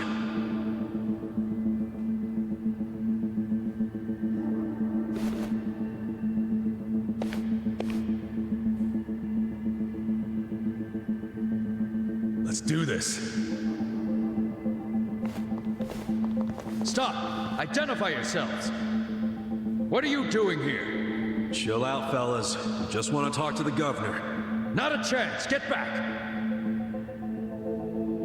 Code Red, we got trespassers! Mr. Governor, this way! Trespassers? Don't make assumptions, pal.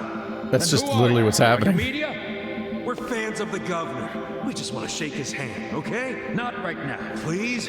Come on. You can't. It'll just take a second. The governor ain't got time. Take a walk, Jack. Take a walk, Jack? You from Kansai? You got a problem with that?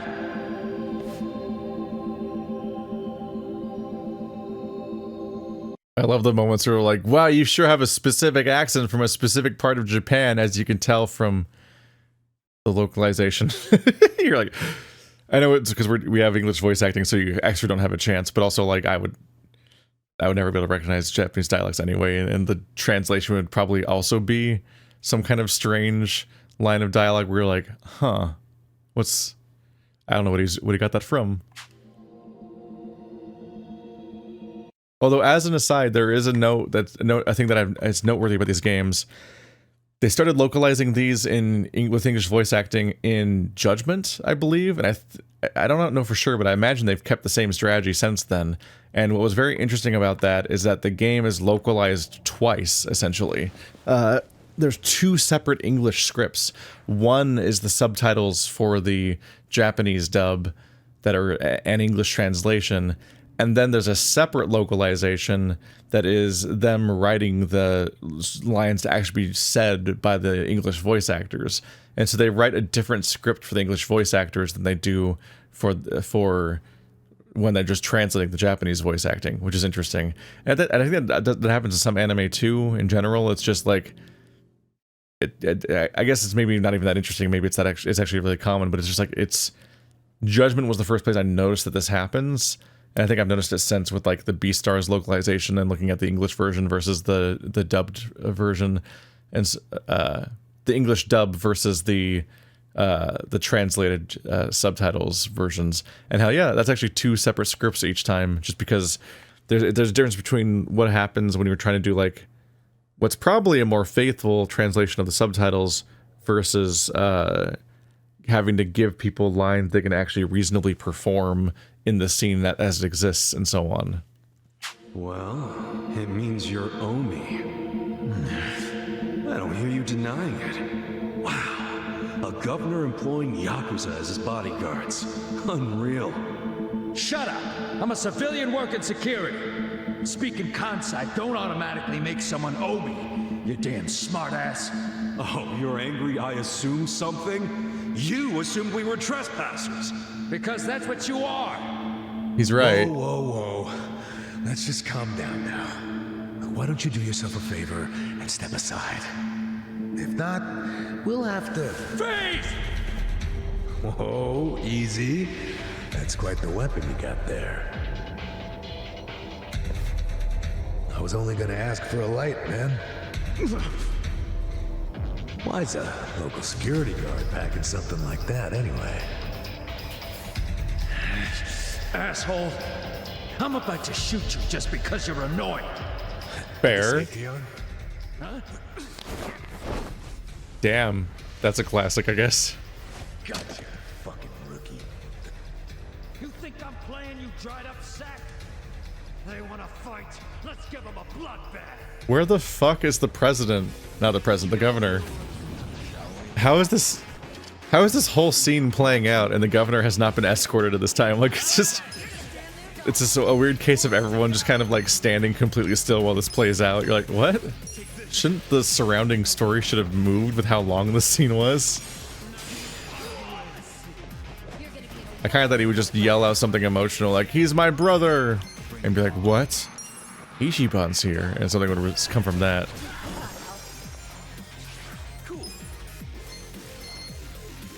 Freaking... I've got a new ability for a while, have I? Especially since like stack slaps are from the money minigame, and orbital laser is also from the money minigame. So Giga Swing is the last new skill I got. Maybe some of these, although Bribe's also probably from that.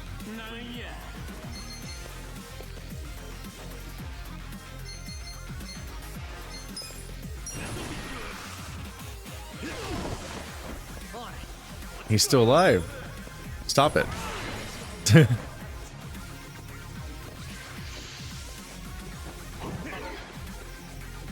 Well, he did not do a good job. Ah!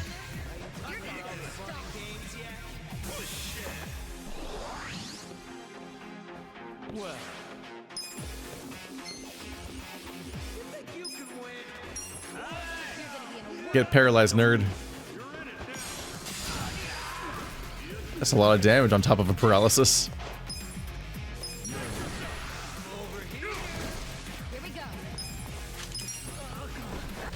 Going for the free hit. Their speeds are really inconsistent and weird. Oh, he's still down.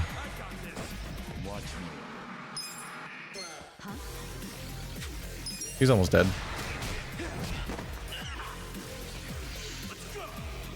Oh. What? Did it say he struck a vital point?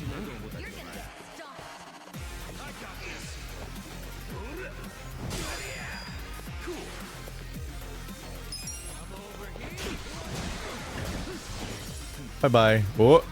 Oh, that looked weird.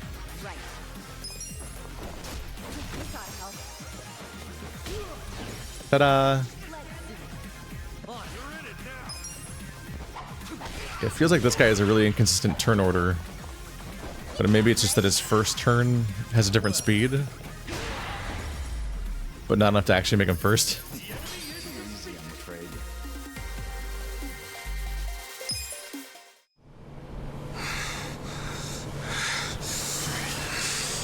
You fucking... Wait!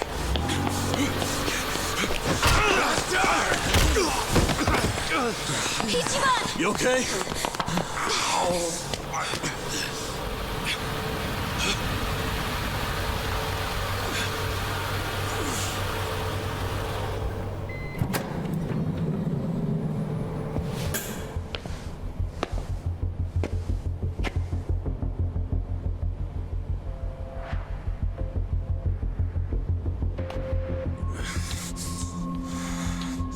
What have you done? Mr. Governor. Can't you tell the difference between thugs and law-abiding citizens? What's wrong with you? I'm sorry, sir. We are terribly sorry about this. Do you need medical attention? I never thought I'd see the day when my own guards hurt a citizen. I'm just glad I saw the scuffle in the rearview mirror. Please, let me help you up. Sir. Young master.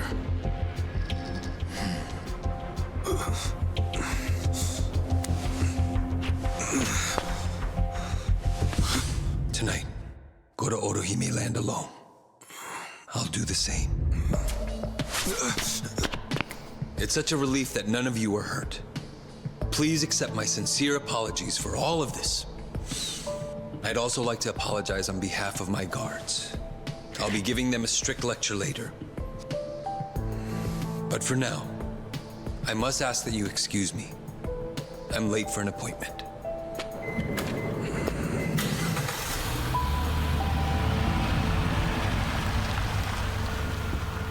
Yes, a strict lecture. That'll make up for me getting beat over the back of the head with the lead pipe. Listen. What did Aoki say? He wants to meet me at Otohime Land tonight. He invited you? Yeah, but on the condition that we meet alone. He's going alone, so I'll do the same. You really think you can trust him? It reeks of a trap to me. If we doubt every step we take, we'll never get anywhere. This is the chance I've been waiting for. So you're doing it, huh? Yeah, totally. Hey. And we'll at least hide nearby so we can help you if you need us. No. I appreciate it, but it's gonna be fine. What makes you so sure? It's still possible to keep his word and show alone. I don't believe that for a second. You've seen how calculated his every move has been, haven't you? Yeah, but if he does and I don't, then I'm the scum of the earth. And I'm not gonna be that guy. Ichiban. When he gives you the eyes, that means his mind's made up. Yo. You better be ready for anything. Luckily, we've got time before nightfall. Okay. Yeah.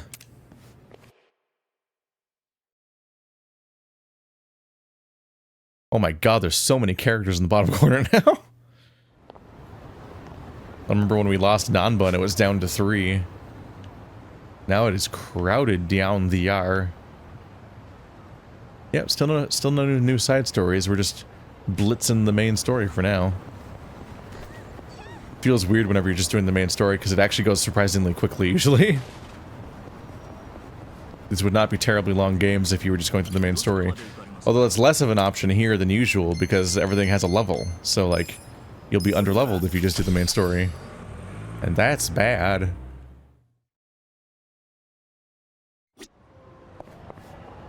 I gotta remember that I can tag people in and out of the party during combat. It hasn't really come up mostly. But in particular, whenever, like if I have a healer and the healer runs out of mana, the choice is either to invest resources into refilling it, or just switch the character out and do somebody else. Then at least you have a character that's doing stuff instead of somebody that's out of energy. I was thinking about this guy. This is another strange part of the narrative, is that you get the leader of the soapland, you get the owner of the soapland introduced, and he's a total scumbag and everyone hates him and he's a total douchebag. Then they kind of try to redeem him, and you're still like, is he good? Is he secretly a guy with a heart of gold though? I'm not sure if I believe you. And then before they've even been able to fully cement that turnaround, he's then dead in the next scene we see him in. You're like, oh, okay, shit. So that's abrupt, and it's like, that's not necessarily a problem. But now we do keep flashing back to him, like his death is the most important event in the entire game, practically. It's the constant motivation for everything that's happened. At some point you're like, man, we didn't even like that guy. There was a somewhat forced redemption that happened for like 30 seconds right before he died, and that's supposed to undo how we felt about him the entire time up to that. And it's like, emotionally it feels confusing, especially with how much they call back to him all the time. Here we are at Otohime Land. You ready for this? Hey. Yeah. Time for a chat with the young master. Hey. Be safe, okay? I mean it. Listen. If anything feels off, you turn right around.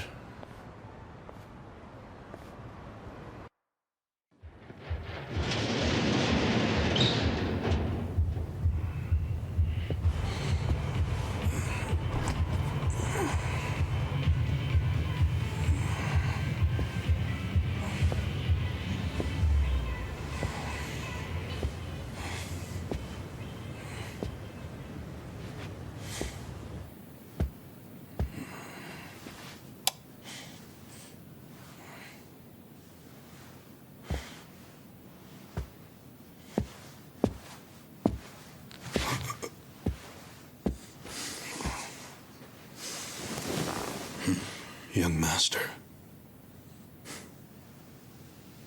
You were born in a dump much like this one, weren't you?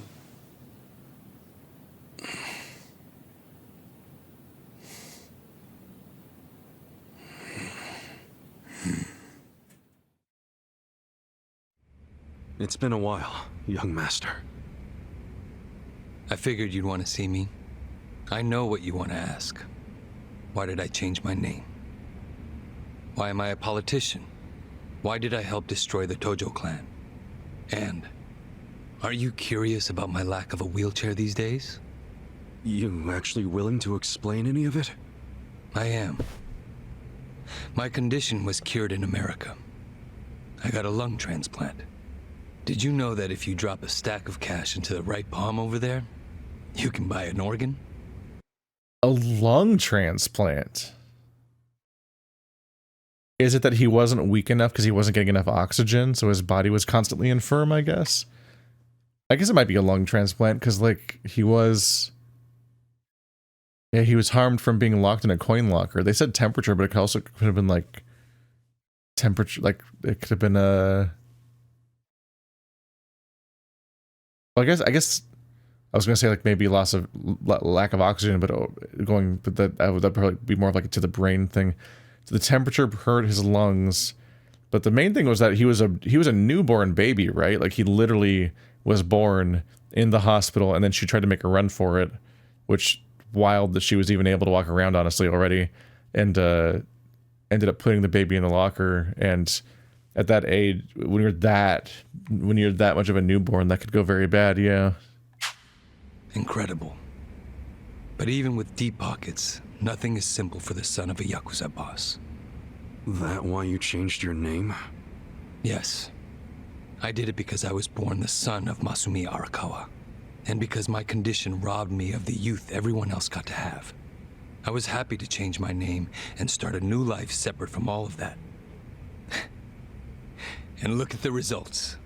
I'm not only the governor, but also the chair of the ruling party. What's wrong? You can't bring yourself to congratulate me? He's moving so weird. Not from the heart, no. Are you even happy as a politician? Politics is a good life. Unlike the Yakuza, you don't have to use violence to assert control. I can improve people's lives, and they're grateful to me for it. You think Ogasawara's grateful? You killed him. Oh, that was just a sensible precaution. Man, listen to yourself. Come on. After you kidnapped him, he ran his mouth about Bleach Japan, did he not? He was never much for discretion. He swore to me that he didn't tell you anything, of course. But I could see the truth in his eyes. That sealed his fate. So, you just killed people over an assumption? Without even bothering to check? I'm checking now.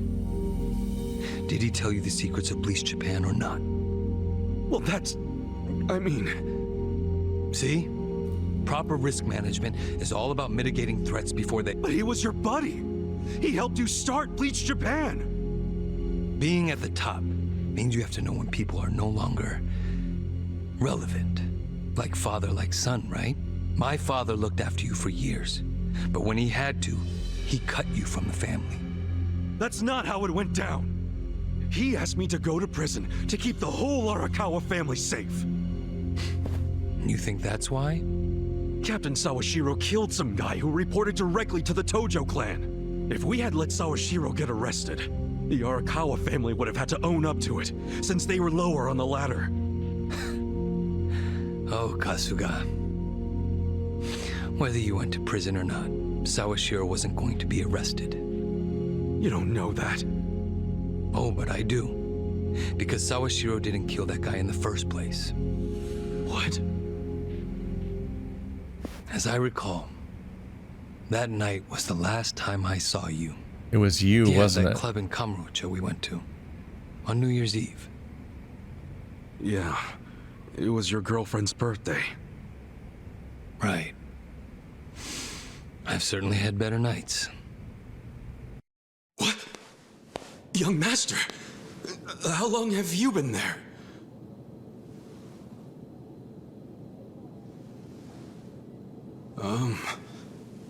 Young master? So, did you finish your business?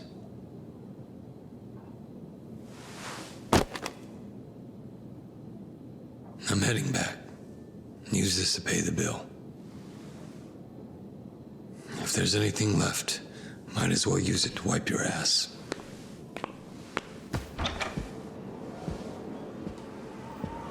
Did he rage out on somebody on his adrenaline thing?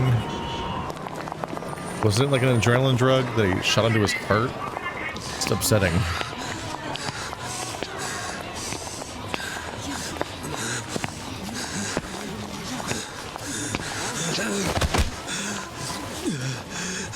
I was kind of pissed at Ichiban at the time for not keeping track of him in the wheelchair. Shut up!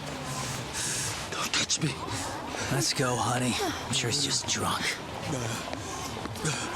What's wrong with him? Is he sick? Don't look at me! Don't look at me!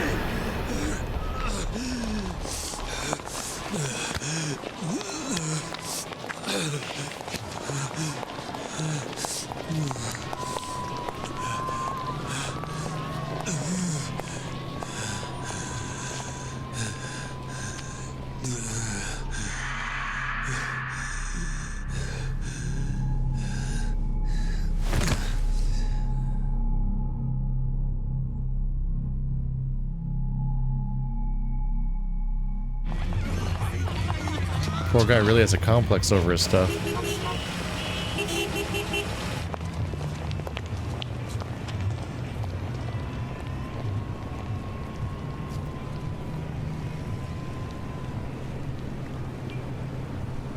Hey, get up! You can't sleep here, you fucking drunk. Come on, move your ass! Fuck off, man. This building's my family's property. So clear out. Go on, go!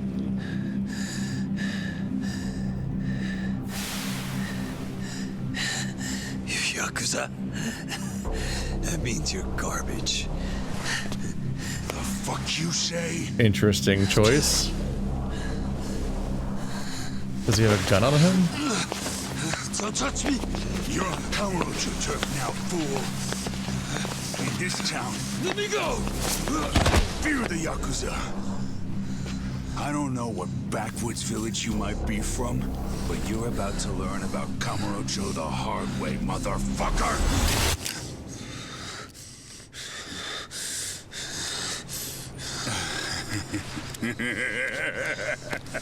You think you're hot shit because you know how to hold a gun? Where'd you buy that thing, huh? Your local toy shop? Huh? You want me to pull the trigger, you son of a bitch? Do it if it's even a real gun. Go on. Do it! Is it gonna sync up with the fucking New Year's resolution? Come on. New Year's announcement? Do it if you've got the balls. Can't do it, huh? That what the girls say about you too? Little bitch like you ought to know better. Now, you're dead.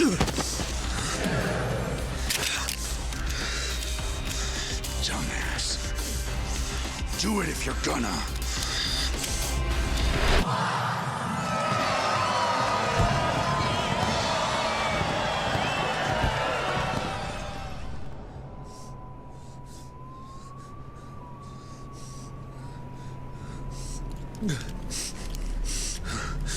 Sawashiro, I fucked up. I killed the guy.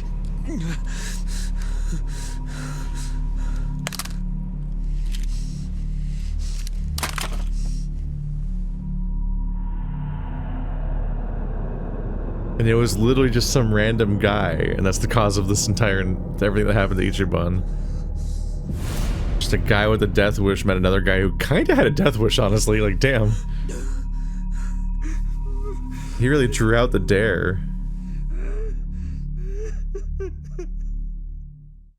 You think he would have just returned to beating the shit out of him or something?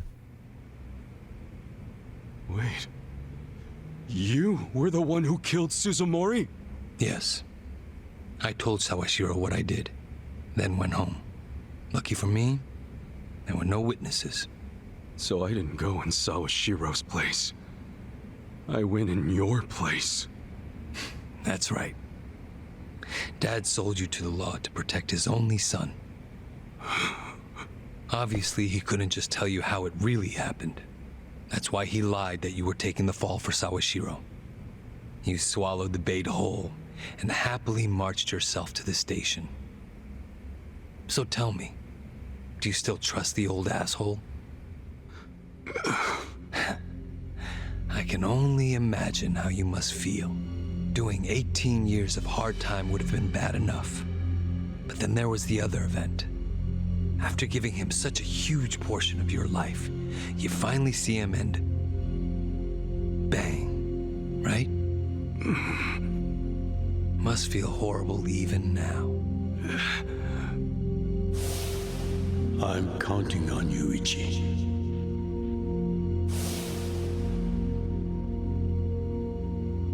Well, say something, Ichi.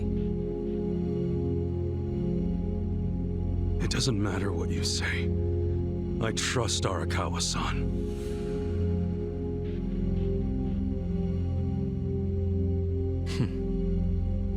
Then answer one question for me. Why are you in Ijincho? Couldn't tell you. Maybe because I'm Ichiban Kasuga. The guy who hits rock bottom but always crawls back up.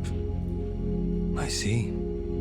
Even after all these years, somehow you've managed to stay just as dumb. It's kind of touching. Nostalgic, even. I can't even bring myself to be mad. What an honor. You know, I thought this meeting was gonna be a setup. But you came alone, like you promised. So I guess I'm touched too. What? You thought I'd have you killed? No. There's no sense in squishing an ant. I'll let you live. We do go way back after all. But I do have one condition. Don't ever come near me or Dad again. Understand?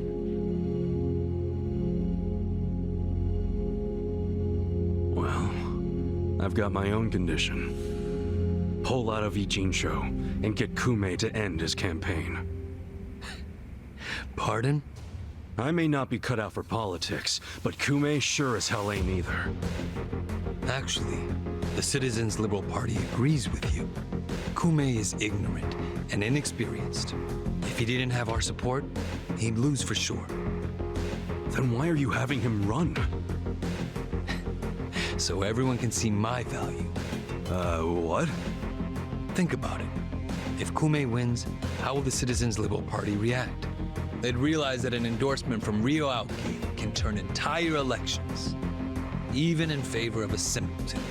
It will be crystal clear that I have the skill and influence to replace Ogi Kubo. They'll watch and learn. So, Kume's just a tool to you. An election is nothing more than a game of strategy. Are these Ijincho revitalization shelters part of your game too? Oh, those. Those are the most useful tools of all. With them, I can round up all the illegal residents at once. Wait, what? I thought the shelters were helping people get visas. Don't be absurd. The people going to them would never qualify for visas. The shelters will bus them to the Immigration Bureau, where they'll be deported. For real? You're lying to them right to their faces? I'm not lying. The shelter's purpose is there in its name. It's revitalizing Ijincho by cleansing it of criminals. Just give me an answer. Are you going to accept my conditions or not? Absolutely not. Well, then I guess there's no chance of us finding common ground. Did you actually think I'd come here tonight because I wanted to negotiate? Remember what I said earlier. The only reason you're still alive is because I took pity on you. If I stop pitying you, you don't have much left.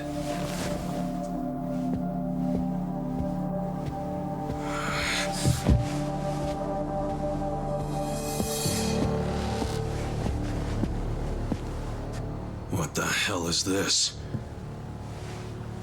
I thought the young master said he would come alone.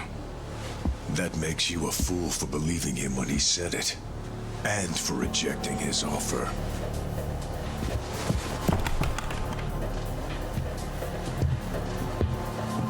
We were waiting just for this moment.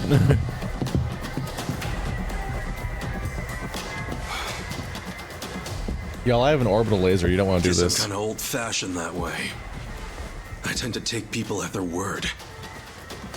Alone means alone. This way, Ichiban! Go! Hey!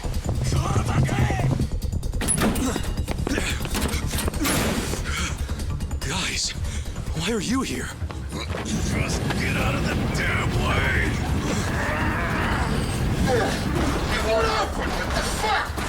Let's go. Why are you guys here? You literally brought them here. Listen to me next time.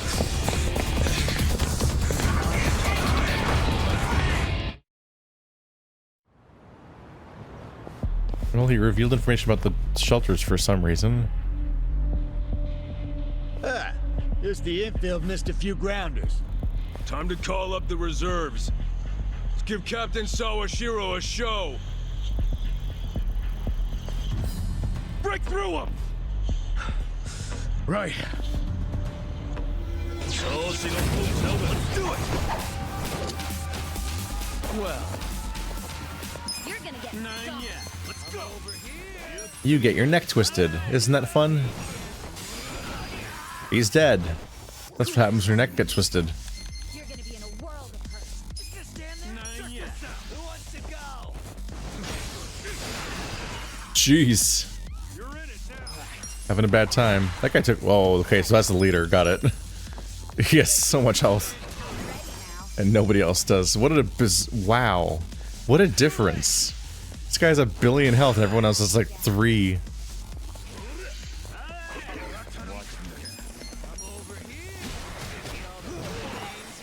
The disparity gets wild. Ultimate stack slap.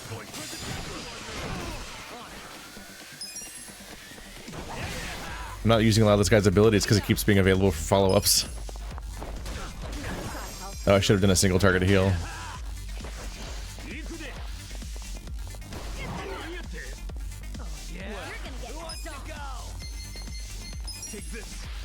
Are you quick enough?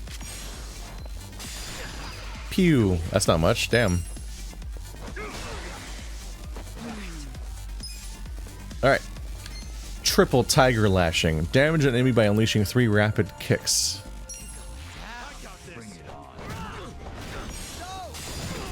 Only the third one has a Y button though. Got it. Ah, damn it. I keep forgetting to heal. I just keep seeing someone being down and I'm like, yeah, let's go. Oh, I got up. I can't see around corners. What am I supposed to do?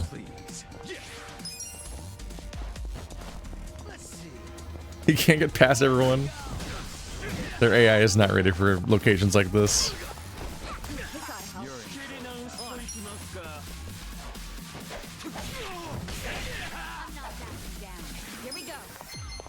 Alright, he's weaker because he only has the 100 grand weapon, whereas other people have actually good shit.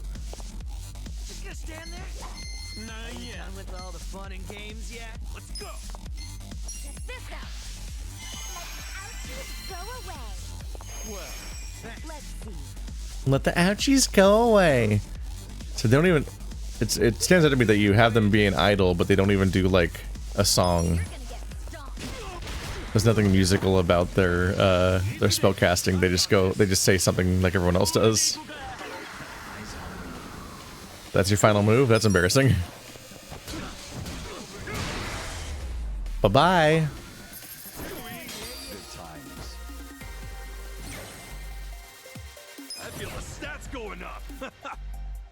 God, all my things are level 8 and 9 now. They really got up really quickly.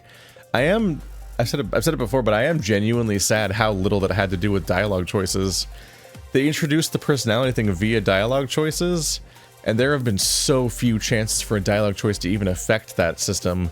But like, each dialogue choice I think gives you only 10 points, and the tests I just did, like the higher ones, give you 100. I mean.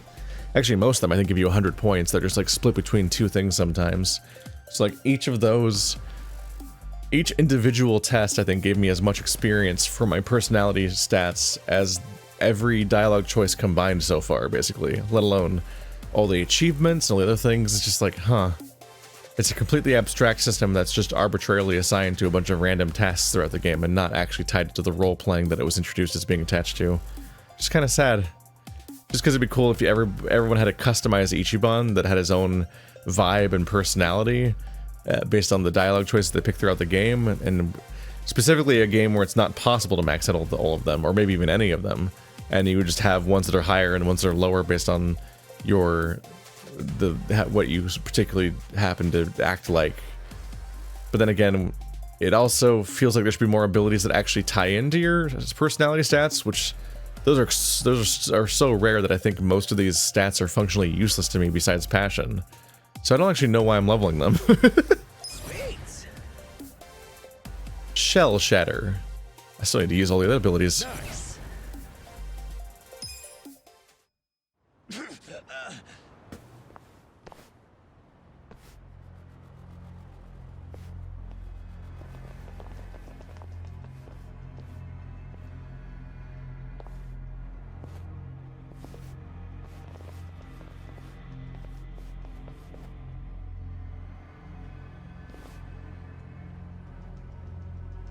Come at me, y'all aren't even strong. I still have my orbital laser. Isn't this all a little much just to take me out? Come on. Maybe it is. But then again, you did survive being shot. So taking precautions makes sense. So this here's the guy who took a bullet from the cap. Thought you'd have some meat on you, but you're kind of scrawny, ain't ya? Don't get cocky. Make sure he dies here. In that case, how about we draw and quarter him? No way he pulls out of that one, eh? Do what you must. Ever seen a tuna carving? Get ready for the human version. When I'm done, I'll put his head in a box and ship it to you tomorrow. Just do it right. You leaving? Scared? No. No. I just don't want any of your blood on my suit. So you're still the type to leave all the dirty work to your peons. Guess after all these years, you didn't learn shit from Arakawa-san. You never shut up about the boss. I've always hated that. Let him say what he wants, boss. Poor little shit only has a couple of minutes to live. No, that's enough talk. Kill him already. Let's start the dissection.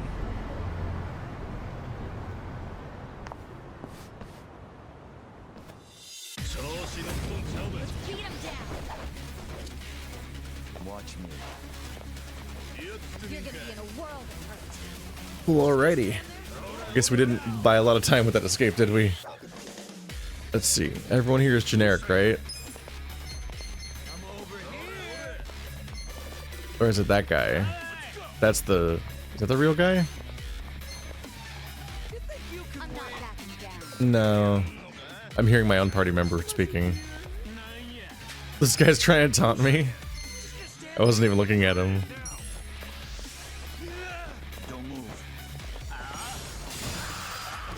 Well, that's actually meant to do the crescent attack. Whoops.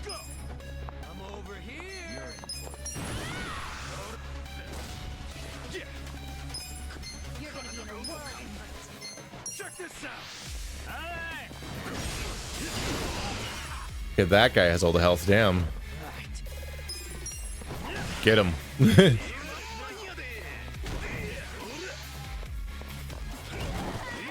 He just looks like some dude. He's so unremarkable looking. That's the greatest assassin of the Tojo clan. Like, what?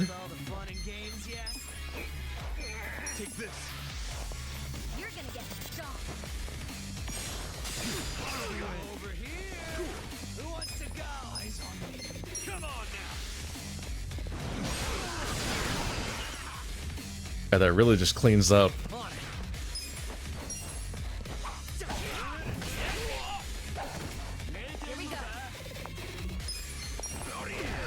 Ah! Wow, he actually intercepted me there. Did not think that the range was gonna work out like that at all. Eh.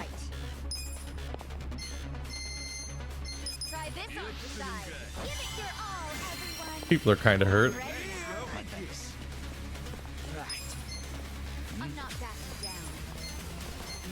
Dragon's Vortex. Repeatedly damage an enemy with spin kicks performed close to the ground.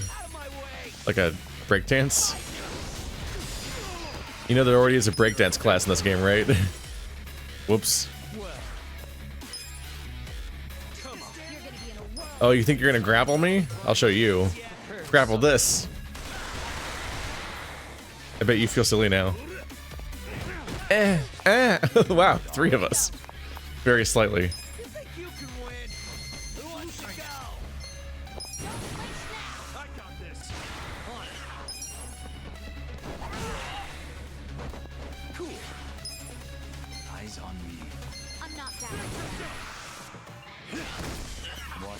When I skip the cutscene because it's kind of long, it kind of looks like I just kind of like flashbang everybody.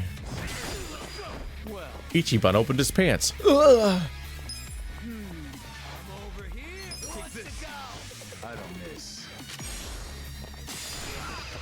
Headshot. That sound she makes.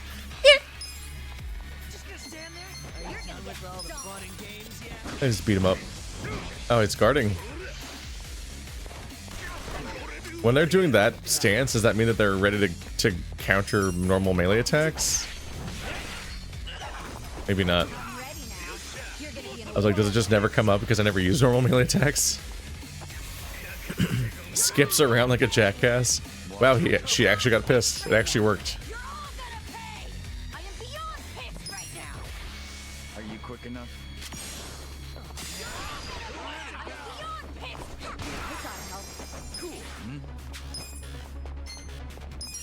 I don't know if the level of piss that you made her was working out here.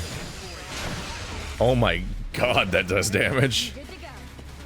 I guess that's why it costs 1 billion MP. He's got a sword. Alright, Serpent Strike. Elbow strike an enemy faster than a snake can lunge. That wasn't that fast. Thinking of all those hard to counter attacks people were doing earlier. You think, yo, you have a gun? Here's some guns. Hope he's alive for now. Yep. What's the fox say?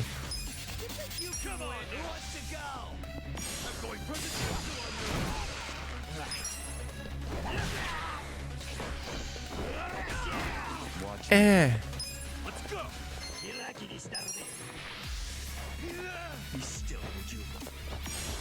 Get stunned, nerd. Didn't work. Did knock him down, though. And damn, Ichiban does damage at this point. Dragon's Ascension. Repeatedly damage an enemy with stylish spin kicks may leave enemies stunned. At least some of these have status effects on them. Otherwise, I'm just like, you're just listing a bunch of things that just say, attacks a guy. And I'm like, cool, why would I pick one over the other one? Gotta differentiate all these moves somehow. At a glance, I'm like, this is so many fucking moves. May leave these enemies stunned. I don't know if you can status effect this guy, though. Boss fights in JRPGs can often be annoyingly immune to status effects.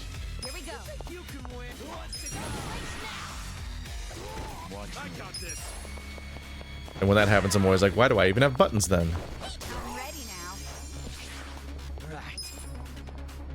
Shell Shatter. Damage an enemy with a palm heel strike that could shatter a turtle god's shell. May lower the enemy's defense.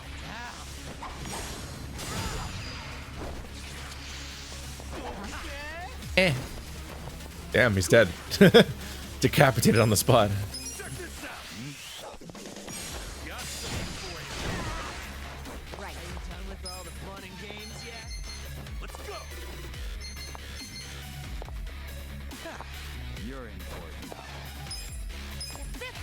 Let's fix the bleeding.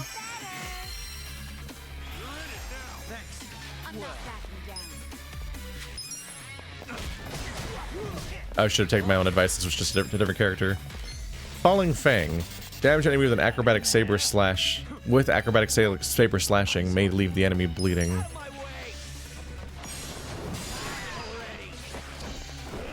Amusingly, the QTE that they give me makes me not look at the animation. It's just for your guys' benefit because I'm just looking at the QTE. So I actually don't know what the attacks look like most of the time. This one's mine. I agree. Yeah. Come on now. Just gonna stand there. Here we go. I was gonna heal. Whoops.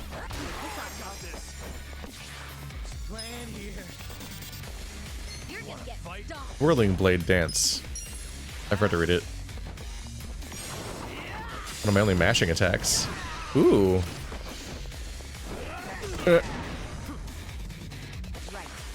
That's about what I expected. I'm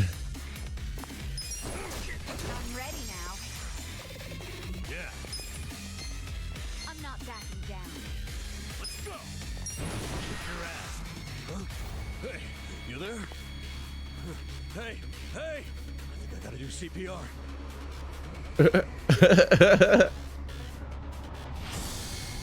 Oh no.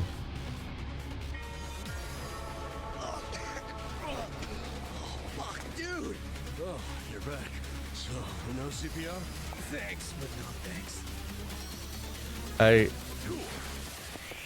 At this point in the narrative, he's pretend homeless, so all of the jokes about his bad breath are getting weirder. Like, he does have a life. I don't think did he permanently lose it? I thought he just intentionally was masquerading as a homeless person for intel, and that part of his life's literally over now, so I'm like, hang on a minute. The sunlight keys, does that mean I can open golden chests finally? Strong. Strong! Hell yeah. Pigeon Storm.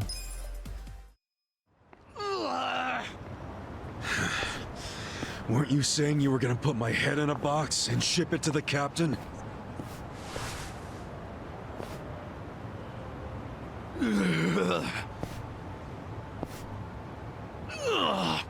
I'm sure he'll be surprised to see your head in there then.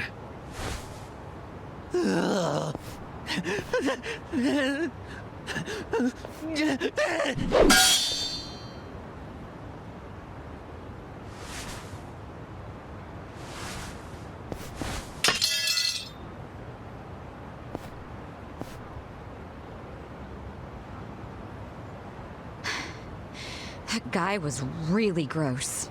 Are all Omi Alliance dudes like that? They're the biggest Yakuza group in the country. I'm sure they have even crazier guys. And that's what's flooding into Ijincho? Great.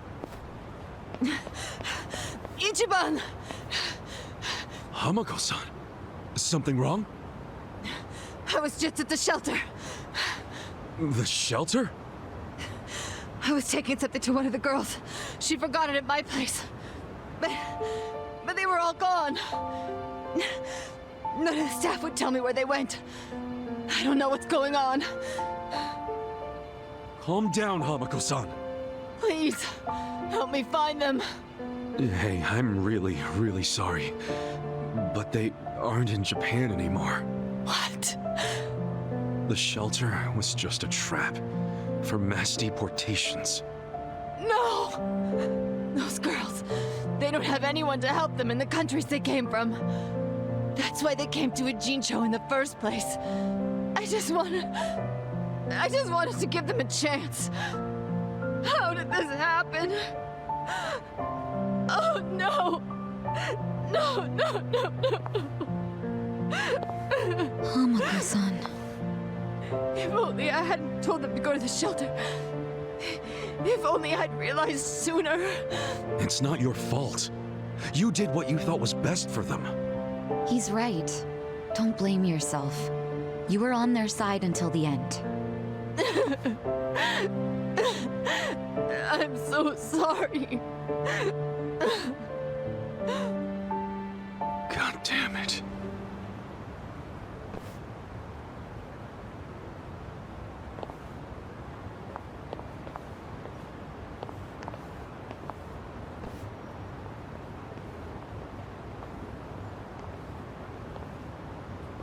I told Hamako-san to get some rest. Thanks, Sachan. Ijincho just keeps taking hit after hit. Remember what Jungi Han said?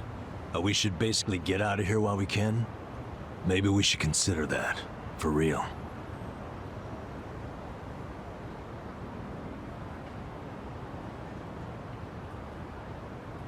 You want to run? I mean, isn't the situation kind of hopeless at this point? Hopeless, huh? Well, you got a place we can all go? Oh, not off the top of my head, no. How about you, Adachi-san? Nope. I don't even have family to stay with.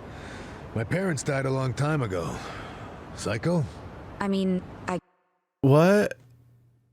Where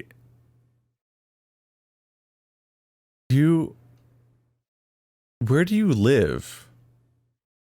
Is Adachi also homeless now? I know he got fired from his job, but I'm like, doesn't he have a home or something? Well, for how smug he was following us around at the beginning of the game, it's a bit surprising if he literally also, he's just a bum the whole time and has nowhere to go. And he's acting like he's so smug and we're so dumb being out of here, not knowing what to do and where to go. It's like, huh. Everyone's just falling apart here. Okay. So Nanba also has nowhere to go? Like, even though he was here on purpose? So it's not like he was, like, forced out of his home. Maybe it's been abandoned long enough that's bad, I guess. But I'm like, it's just wild to find out that nobody has any support network and nowhere to go. Like, I think the game's doing that on some level. Like, that's, like, the point. Is it's supposed to be about people that have nowhere to go.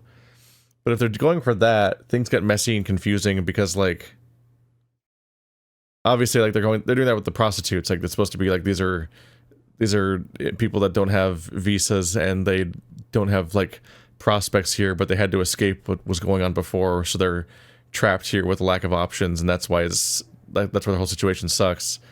And they're trying to do an angle of that with me, with Ichiban and everything. But, like, once again,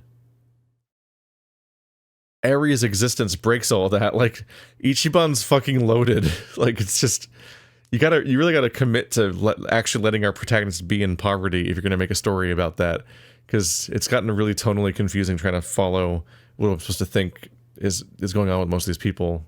Could leave, but I would never abandon my sister or my father like that. Sounds like we've settled that then. Settled what? That none of us can run away from this. We're in the same boat as the Komi Jewel and the Ryuma. So our only option is to fight, with or without hope. And personally, I say there is hope. How? How is there a chance of winning? It doesn't matter. A long time ago, Arakawa-san told me something. If you go into a fight thinking you got a chance to win, you're just being a bully. What the hell? Not gonna lie, that sounds kinda stupid. Hell no.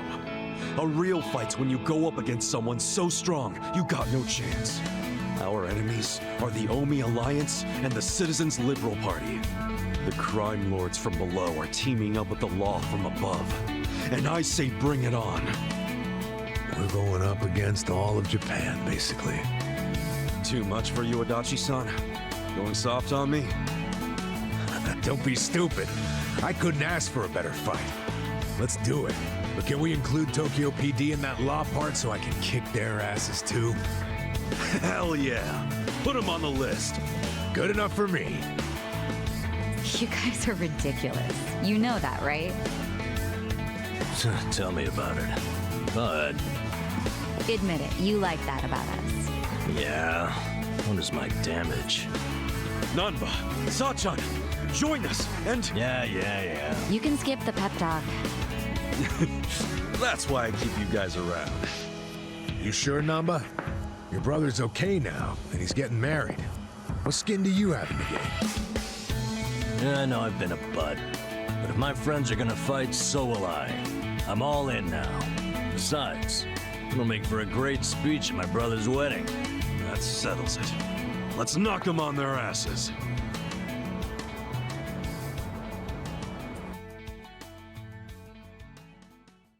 And then we kick all of their asses with the power of friendship once again. Bizarre line where it's like, if you slightly tweak it, if you're like, if you know you're already going to win, then you're just being a bully.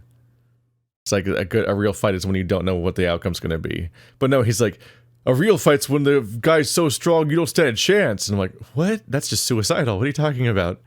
Like, he says that the line is, if you think you have a chance at the fight, basically, then you are a bully for taking the fight. I'm like, what? If it's a fair fight, it's a fair fight. You're a bully if you're sure you're gonna win. Wild. But Ichiban's Ichiban, so that's about on par with all of his nonsense so far. Chapter 12, The End of Yakuza. Oh, that's it. No more sequels.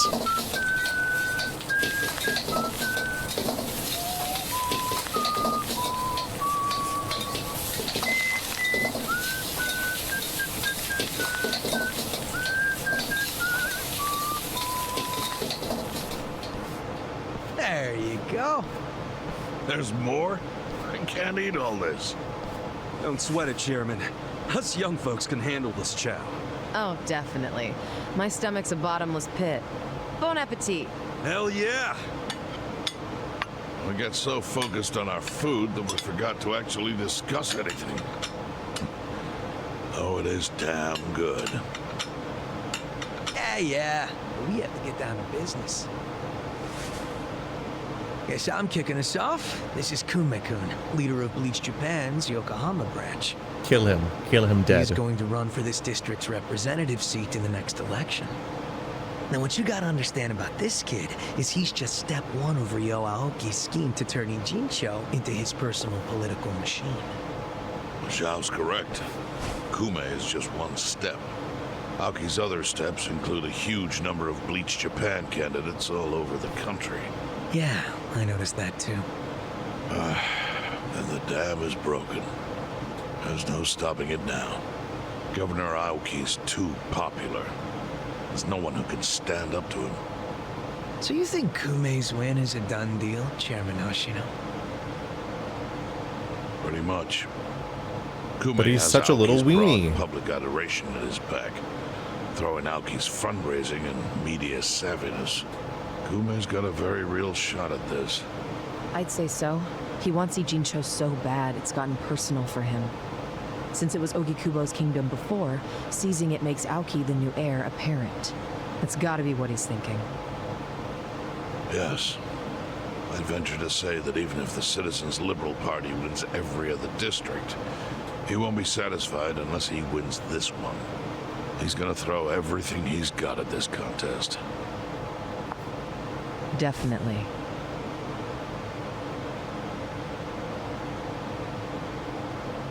Well, I'm not gonna roll over and just take it. Anybody with me? With you on what? On taking this dude down a peg. I'm sick of getting our asses kicked. We all are, but... We can't just let him win. We need to do something. I mean, Bleach Japan is in bed with the Omi Alliance. Isn't that fucked up? It's, you know, hypocritical. They go around preaching about how gray zones need to go, acting like they're heroes or something. Conservatives? Hypocrites? Say it ain't so. Meanwhile, they team up with gangsters to take over Japan, and everyone just claps for them? Thing is, Kasuga, these gangsters have a governor on their side. They're untouchable. Are you guys even hearing yourselves right now? What's gotten into you? The Ijin 3 used to protect the weak and vulnerable in this town. Granted, you did it by running a huge scam, so I'm not gonna give you too much credit. But after everything the city's given you, don't you feel like you owe something to it? Look, I know none of you guys did what you did just for the money. Ogikubo was the one raking in all the dirty riches. You guys wanted to stop a war from destroying this town. And if you don't stand up now, you're basically abandoning the Ijin 3's purpose. It's a disgrace. You sure you want to finish that thought? Yeah, dial it down, or I'll set you straight. Well, I, for one, agree with him. You do? Everything you said is true.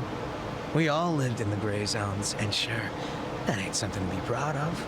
But at least we could be proud of putting food on the tables of our men and their families.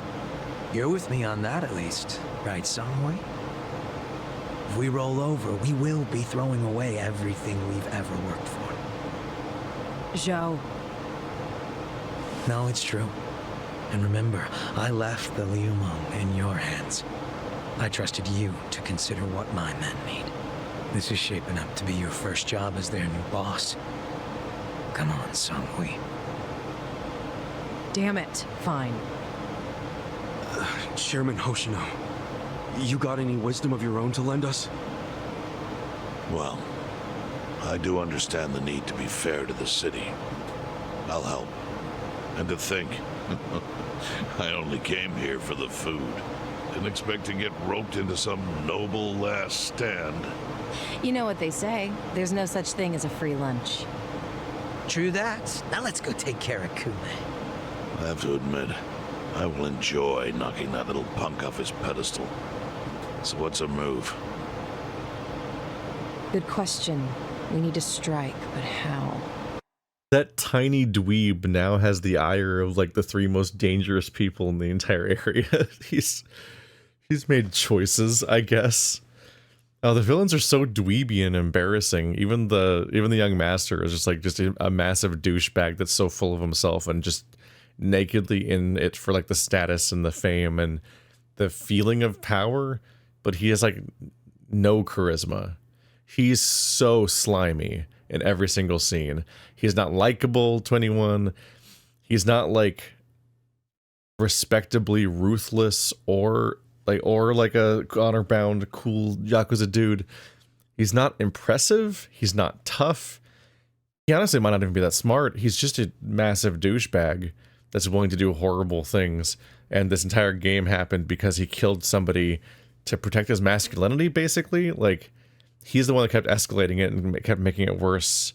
Like, obviously, Yakuza are douchebags, but like he kept actively making it a problem, like on purpose, basically.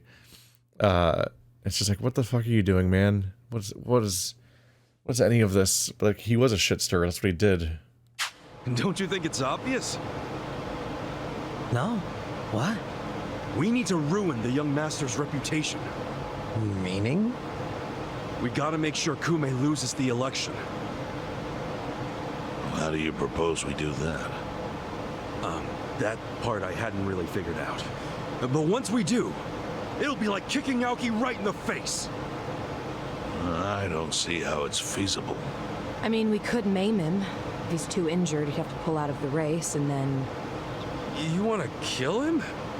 Well, only if he resists. We can't do that. If he dies, they'll just replace him with some other tool. I'm sure they've got backup candidates waiting in the wings. Hey, winning. That's how we do it. We just win it ourselves. Huh? We win the election with our own candidate. Put someone up who can get more votes than Kume. There's gotta be someone out there who can do it. Yes, probably. But how do we figure out who this someone is? We're not political consultants.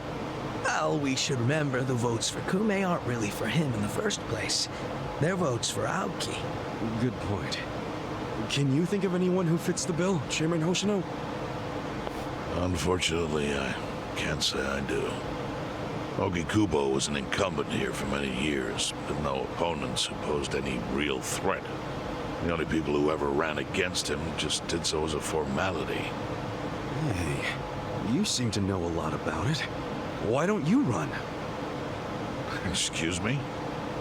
Yeah, people know who you are. You've got charisma.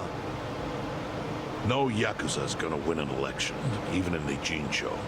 And if he did, I'd consider the world doomed. Seriously. But I could try to recruit someone who would have a chance in the race. That's a start. I hope you're not expecting me to shoulder this burden alone, though. What do you mean? Elections cost money. A lot of money. If I find a candidate, who's footing the bill for the campaign? I'll tell you right now, my people don't have a single yen to spare. Right, so, how much is it exactly? I'm willing to chip in some myself, but I'll need an additional 3 million yen cash just to register. 3 million? You need that much? At a minimum. If you can't scrape that amount together, this plan is dead in the water. I hate to say it, but he's right. Can you do it, Kasuga-kun?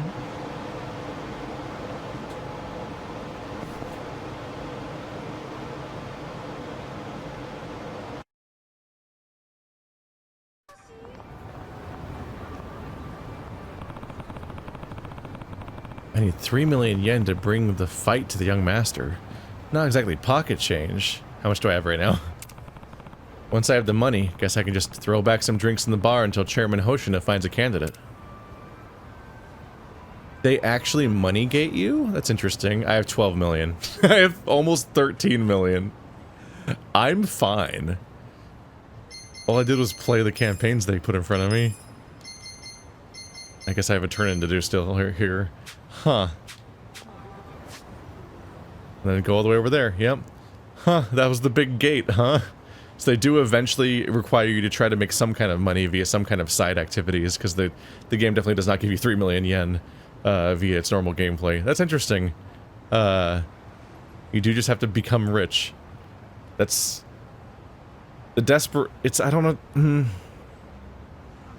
I keep wanting the narrative and the gameplay to match in any way. It's they have the power to do a pretty effective thing where you do a found family full of desperate people just getting by in like a citizen sleeper kind of way, or a lot of queer stories and so on, but the fact that I've been rich this whole time just really fucks with things.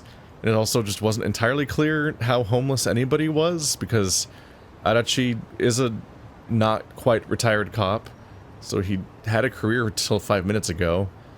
Saeko just has a functioning life, seemingly.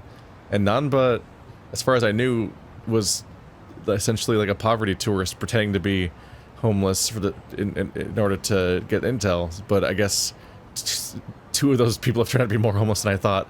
And then Ichiban has been basically homeless. He's just living above a bar, which I guess Kashiwagi doesn't even have input when we keep inviting more people in that are more and more shady and more mixed into stuff where we're actively endangering that location.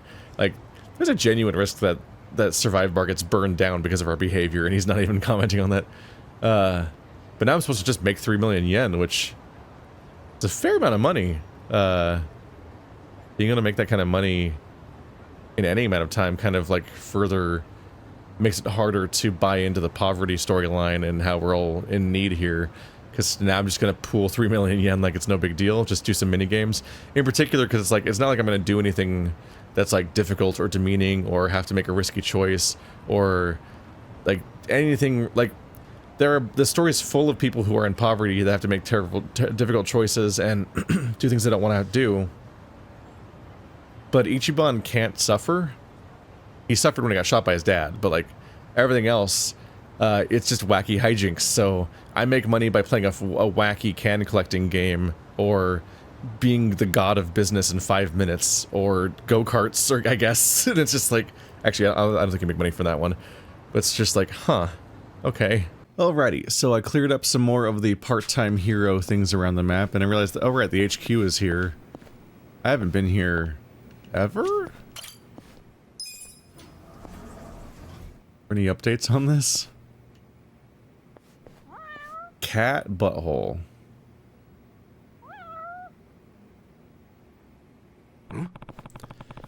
Remember thinking this last time I was here, but this office is a ton of cats, huh? They were all strays, actually. We found them, abandoned in a week. And because we kept taking them in, well, here we are. Treating animals with kindness is a hero's task, too. Look at how healthy they are now. Yeah, man. People who rescue animals are heroes, too. They look pretty grateful. I'd like to think so. I can't imagine life without cats now. If it means protecting them, I would even become an anti-hero.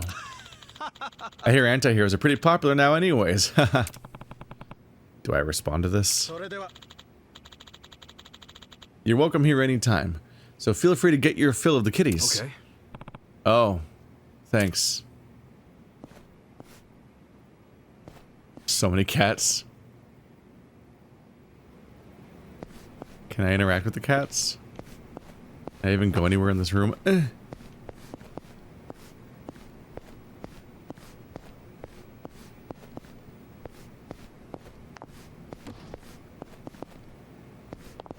Oh, hi. That is a lot of cats. Congratulations on your promotion to junior hero. I sense it in your eyes. That look of heroic determination is burning in your soul. Anyway, I know it's not much, but take it. A parka. Please keep aiming for even greater heroic heights as you keep the city safe. Senior hero. What is my name? Hey there, Kasuga-san. What can I do for you today? Guess that's it. Oh, the next drink costs a fair bit. I think that might be the most progress I'll make for the most part. I think the fights that you do that show up around the environment don't give you that many stars. But there's a huge, like, achievement list style series of things that you, and those are the ones you turn in manually instead of just helping rescue somebody on the fly. I've mostly just been rescuing people on the fly, because the other ones just kind of want you to go grind, basically.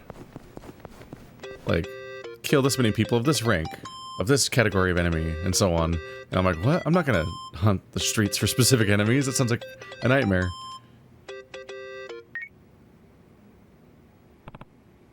Hello? Is this Kasuga-san? Yeah. What's up, Hiro-san? It's the cats. You have to help me find them. Huh? The cats from your office? Yes, I'm afraid so. They escaped through the broken office door when I was on the phone with a vendor. I was worried sick about them. I'd go look for them myself, but I have to stay here in case they find their way back to the office. That's where you come in, Kasuga-san. This is my official request to you, to find my cats. You'll be generously compensated, so please find them. An official request? What choice do I have? I'll gather them up and get them back to your office. Thank you, Kasuga-san. There are 9 cats total. Should be easy enough. Are they marked on the map? Guess I'm a cat catcher now. He's just ready for that.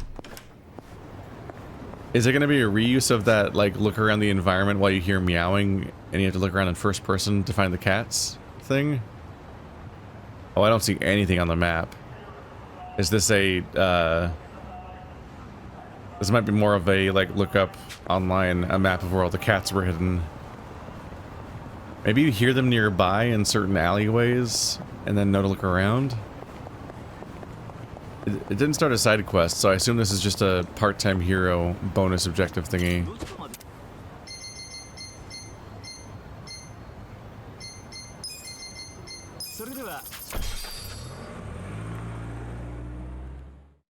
It's a minor thing, but it's killing me that Nanba is back to being a mage, but he's still running around in the Majima cosplay.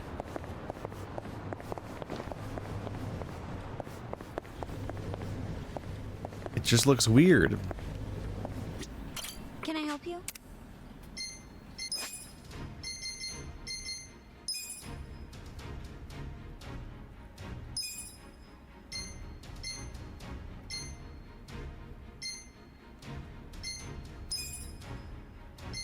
That's it. Yep.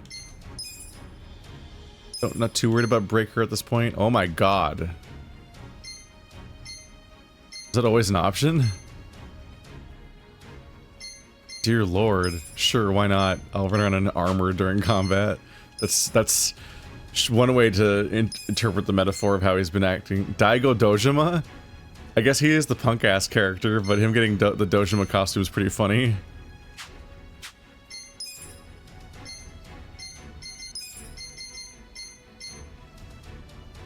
Yeah, dressing up as Haruka feels weird. Hitman. You can just switch him back into the Yakuza 6 costume. So they're acknowledging the connection directly here. It is a better outfit than this fucking jacket, I swear to god. It's funny that he gets to be Kiryu. I guess it'd be an awkward moment if you just dressed your protagonist up as Kiryu. Like, that would feel weird. Kaoru Sayama? Been a while. Also, it's also just a suit, but okay. Normal.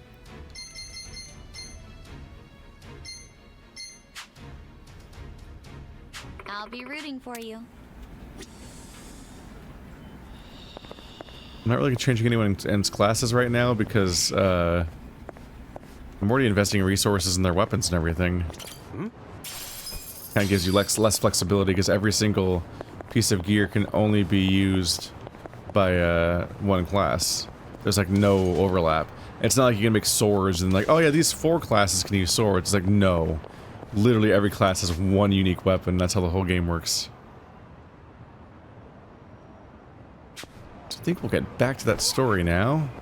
Oh no, every taxi I can try to approach has different enemies camping at it. Oh, I made it. God, I'm so good at video games.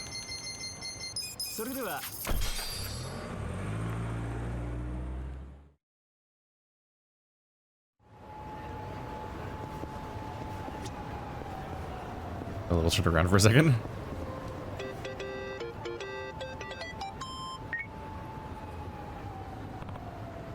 Hello?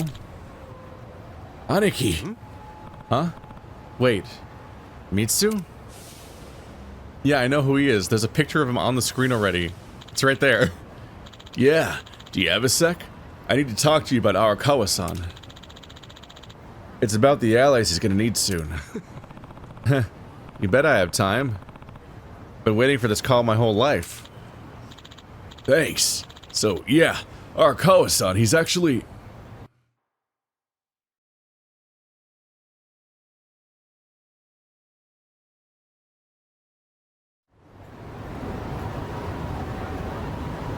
Hey, hold on, Ichiban.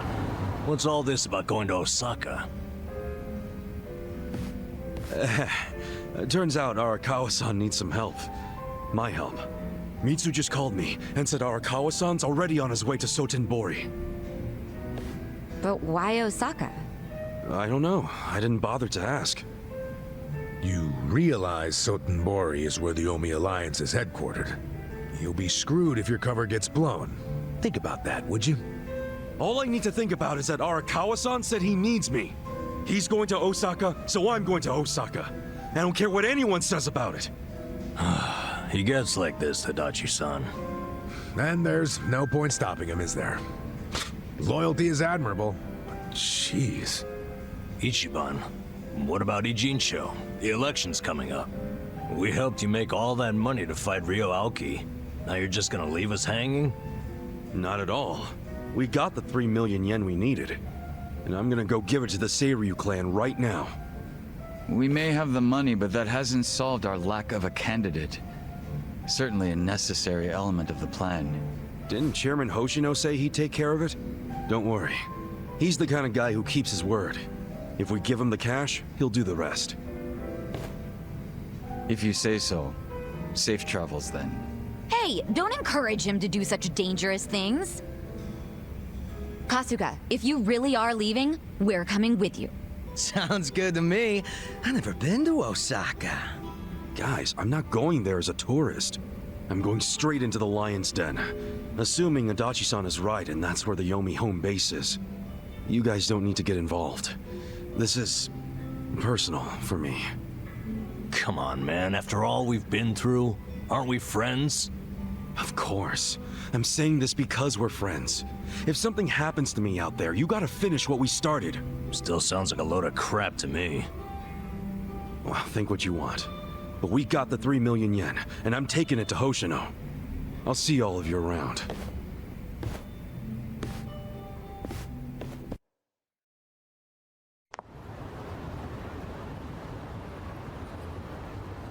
Just like that. Sotenbori? Sotenbori's in this game? Okay. I better harvest my daikon. I'm never gonna do anything with any of these, am I? We just need to be honest about that. It's just the truth about me as a person. I'll sit here and harvest the thing that's there, but I'm like, probably never gonna actually get invested in like, how do I cook a weird special meal with this involved system?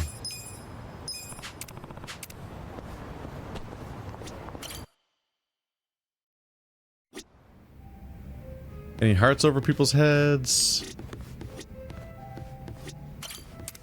Any songs for any of the new people?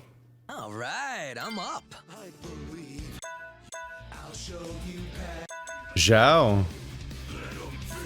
Oh, and Hell Stew. Okay, let's do Zhao first because we don't know if he leaves the party. Whereas I'm pretty sure I'll still be here. Oh, I can do it. Oh, I can do it encouraging him or as myself? Okay. Huh. Is it a co-op song? About to get real. Stir Hill's cauldron, hot pot party. What go now, Jack? What's on the menu for tonight? Sorry. Find your counter. We got you, sorry.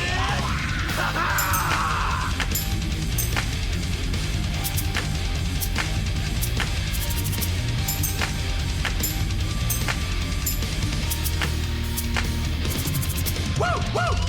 The team demons are brewing up a hellish stew. Made of hell, worthless humans cooked into a roux. Hey, shit posters, hot takes, all you trolls. You little fish, you're all in tonight's main dish. Hey, cabbage onions, juicy pork ribs. None of that will satiate the beast. Talk about the flesh of the demon's bone. Let him feast. Your blood is redder than kimchi. Operate the flab around your guts. Operate to devour it all. In the depths of your despair, the party starts deep in your nightmare. The demon pots, we're dining in hell. Party night! Great choice!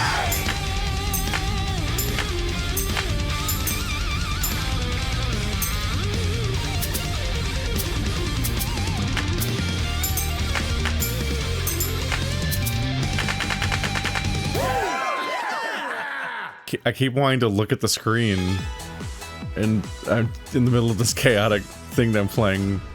Yeah, that wasn't great.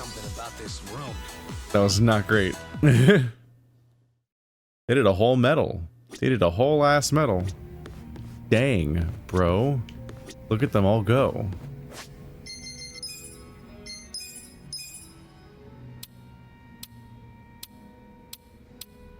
No one's ready for a chat, though, at the moment. Jesus, look at this. All these level 9 high stats. Still behind in charisma and confidence by comparison. And this fucking armor. This armor. Welcome. And welcome. Just bring me the goods and I'll make you eat everything from bentos to bouquets. Hell, even Chinese medicine. Do we have the components for anything? If it's blue, I don't have the components for it, right? I need 5 daikons to make 1 packed lunchbox.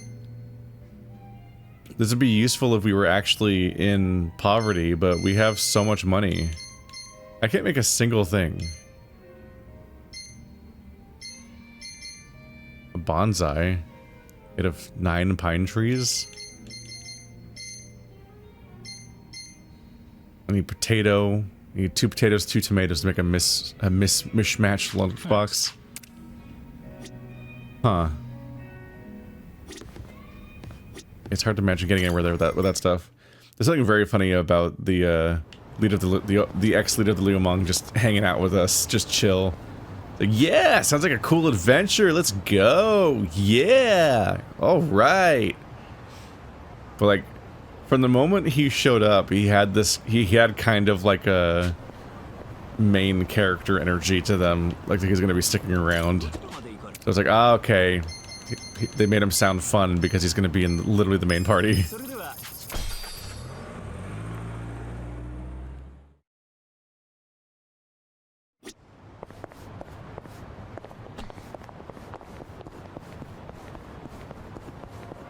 Alright, let's go to Sotenbori suddenly. Just casually drops an entire additional open world on us, assuming we actually go around in it.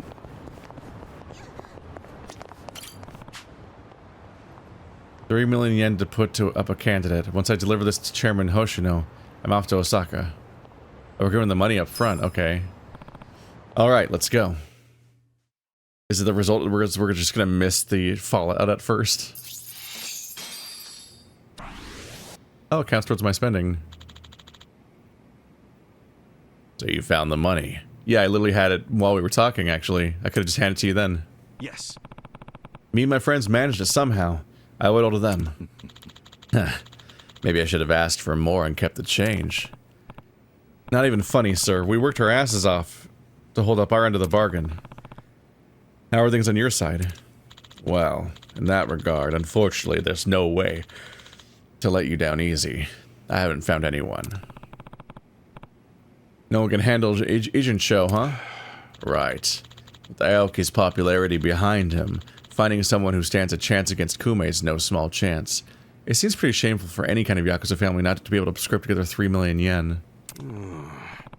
Understandable, I guess. I still need to work on it. I still intend to work on it as promised. And you've held up your end of the bargain. Yeah, I have to skip town for a little while to take care of some stuff. I've got good news when I get back. Really? Where are you going? Osaka. Sotenbori specifically. That's rather sudden, isn't it? Uh-huh. Yes. Well, that's where Arakawa-san needs me. And he's counting on me to be there. And who did you hear that from? A fellow Yakuza guy from before I went to prison. He called me. I've heard rumblings about Arakawa heading to Osaka on my end as well. The captain of the Omi Alliance is getting out of prison, so he's going to be there when he gets out. The captain, huh? So he's higher than Arakawa-san, since he's just the acting captain. Very well. Correct. Masaru Watase. It will probably be the first time Watase and Arakawa meet. To Watase, Arakawa is just an outsider from Kanto who shot up the ranks in his absence. If he makes even the smallest mistake in that meeting, it could be his undoing. Even Arakawa might be nervous about that. Or he just shoots him. Or he calls me into the room and then shoots me in front of him. Again, just keeps doing that. You think that's what he needs my help with? I don't know about that. You can ask him yourself, but a word of caution. Yeah? I just hope you don't get another bullet in the chest the moment you make eye contact with this man. Well, I've just gotta trust him. To be honest, I've never really stopped. You're insane, Kasuga. How? How are you like this? I'm going because he asked me to. I'm sure it'll be different this time. I wish I had more subordinates like you.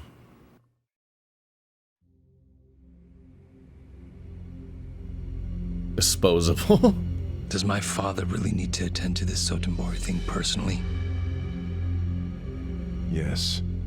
Remember, as acting captain, Arakawa is merely keeping the seat warm for Watase. Being there in person will be a show of respect and good faith. Fine. But why am I just now hearing about this? I said I wanted to know if he so much as breathed somewhere outside his usual places. My apologies, young master. I only just found out myself. Really now? Well, all we can do now is wait and see. Wait and see what, exactly? Masaru Watase and Masumi Arakawa are finally meeting in person after how long? If I know my dad, they're not just gonna say hi and be on their merry ways. I highly doubt they're plotting anything. Isn't the Omi chairman still bedridden? I've heard it's terminal. Yes, that's correct. Then it's past time for a potential successor to be formally named. Actually, it may not be that urgent yet, but then again, the chairman might say Watase's release from prison is a good time to step down. And then Watase would become chairman, naturally. I'm sure his reign would be a very long one. But Omi history will take a very different course if, say, Watase disappeared. What?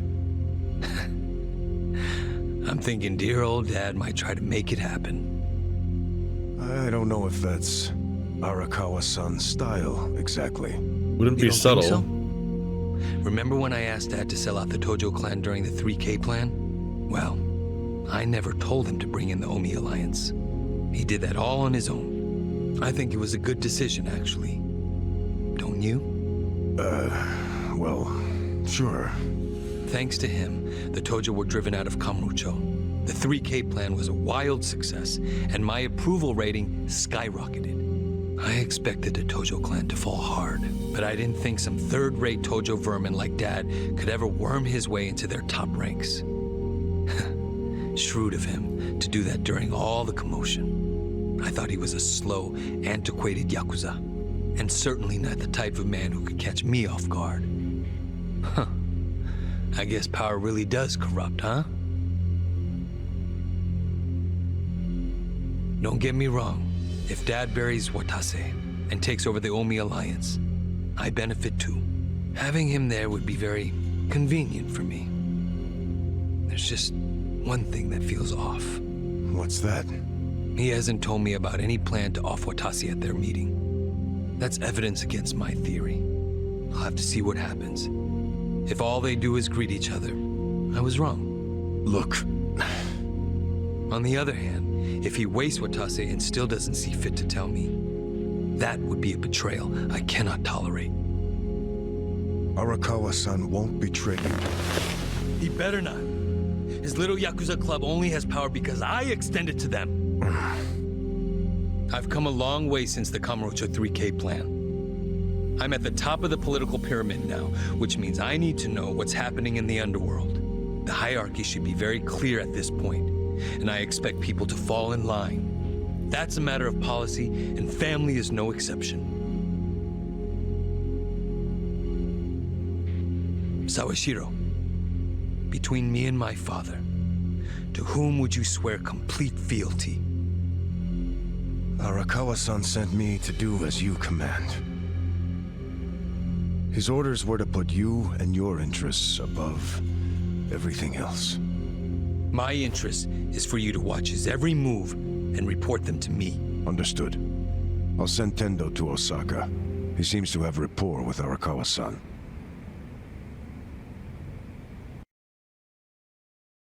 Is that the wrestler guy?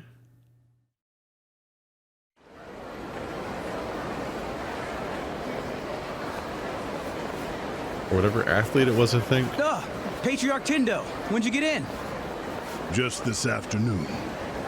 Tomorrow, the captain's getting out of prison. Oh, really? Not something civilians like you need to worry about. The wise thing to do would be to mind your own business. Is that a threat, sir? Don't joke like that, man. Your fists ought to require a weapons permit. Say what now? Nothing. I got work to do, just like you said. See ya. That was a strange interaction. Is that Majima's cabaret club? I mean, it wasn't his, but... Yeah, he worked here, didn't he? In Zero.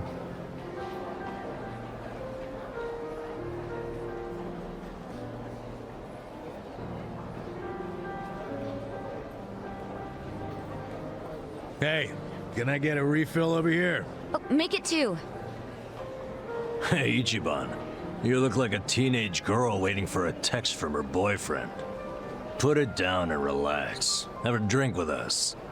Yeah, we're in Osaka after all.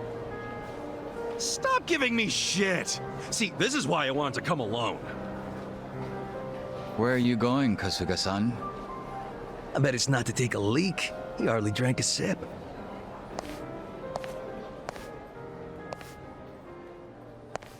Trying to flee my party. They're all paying attention to me, and that stresses me out. Yeah, we're in Sotenbori. We spent so long in that other area, it's almost startling to change locations now, especially having it not be Kamurocho. But I guess they kind of always have Sotenbori on hand on some level. I wonder how much it's even changed since the last time it was used in, what, Kiwami 2? Which I played many games ago. I've been to Sotenbori since then, just... It would have been older than that. Ichiban, where are you going? It's way too dangerous just to walk around. I'm getting antsy waiting for this call from Mitsu. Could be any second now. Didn't he say he was busy planning Watase's welcome back from prison party? Something like that. Some big party at Omi HQ. What a load of crap, huh? Can't he see that Arakawa-san's plans are way more important? Well, but wasn't he expecting you to be here tomorrow, not today? Dude, you're the one who jumped the gun and got here early. Kinda douchey for you to complain now. Who are you, Mama Kasuga? Someone's gotta be. But hey, listen. You never had one. I overheard something that'll interest you. There was a group of people in here chatting about Arakawa being in town. It's big news, apparently. Really? Yeah, sounds like folks are worried that a war might break out between Arakawa and Watase. That's just a rumor, but wisdom of the crowd and all. Shh! I got a text. Yeah? From Mitsu? Aw, man, what the hell? Your phone makes all that noise for a text message? Oh my god, you were in prison for 20 years. What's wrong? It's from Nick Ogata. He texted me, I finally got a pic with Kamala. Great, so glad you told me about that, Nick. Ichiban, did you see my photo? Nobody ever manages to get a pic like that. Bet Bunny, he's so crafty, you never know where his fuzzy little ears will pop up. He's so I'm crafty. beside myself, I can't believe I found him. All right, I get it. Huh? What's got your coat? I'm sorry, but I'm really tied up right now. It'd be a big help if you didn't call me for a couple days, okay? Well, look who's a busy bee. You visiting a lot of pretty flowers these days? No, it's nothing about girls! Listen, I'll call you when things settle down. I'm happy you found Kamala. I was just teasing. Why are you so mad? Be more like Kamulop. He's never hopping mad. I gotta go, man! Yeah. Hopping mad. He's so intense right now. Sorry. Damn. For background, Nick Ogata was the guy who taught us how to use the cell phone that one time. That never really came up again.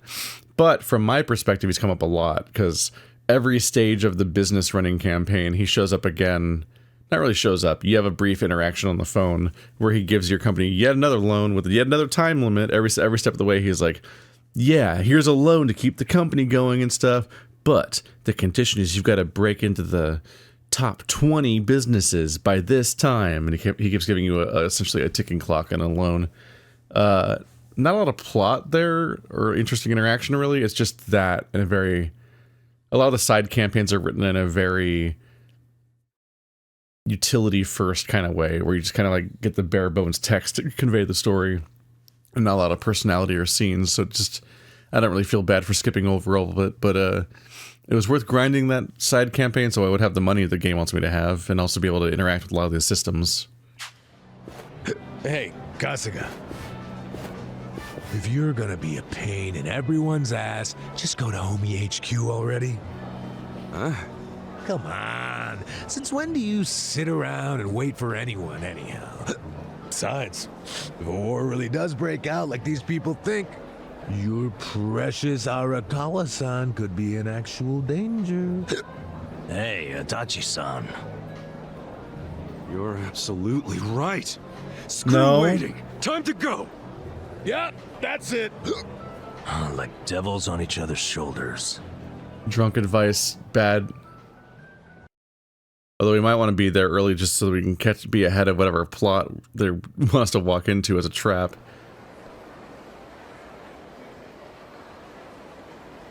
Listen. We're heading to Omi Alliance HQ tomorrow, and who knows what'll happen.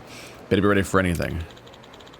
Pretty sure there's a big shopping center down by the river. Yep. Good. We should be able to pick up what we need there.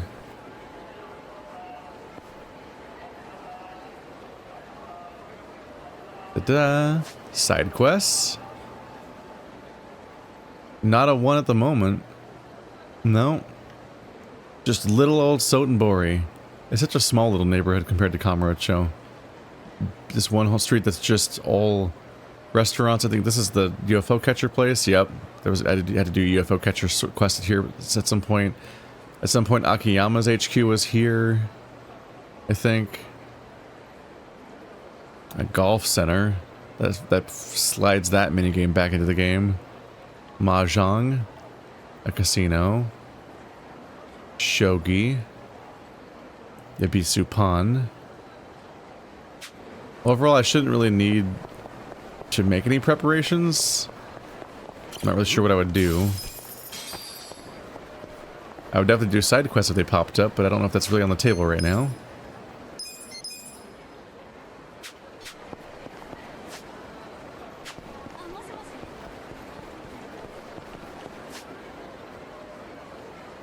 Oh, across. It being called Chapter 12, The End of Yakuza, makes me wonder. Because the sequel is called Infinite Wealth. Don't know what that does exactly, but it's in Hawaii, so that's probably not interacting with the Yakuza. And then the next game was Majima as a pirate with amnesia, I think. And I'm like, is this actually the end of Yakuza? Is the Yakuza franchise dropping the Yakuza as a concept? And these are becoming increasingly a series of games about just like a wacky dude, bro. And then the side series Judgment, which is just a lawyer dude who might occasionally interact with Yakuza, but that one was even less so, I think. Wow. Don't you think the Sotenbori River is even more romantic at night? Imagine you're walking here arm in arm, just you and the love of your life. Ever thought the love of your life might be one of us? You're amazing, Adachi-san. If you're practicing a comedy routine, Sotenbori is just the place. Huh? Wow. Just glassed him from orbit. I'm businessman. I am Dr. Business. Pulse Fujinami. Oh, he's SSR rank. The diamond rank or whatever. I might never go back to that building ever again. Zhao, is this the shopping center you mentioned? Yeah, but looks like it's under construction. Are they not open? Dang. What the fuck is happening?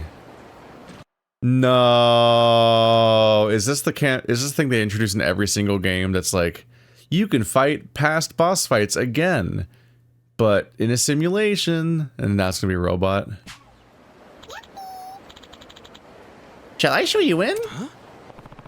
Whoa, the robot talked? Oh, it's a Yappy-kun. Yappy-kun. A guide robot.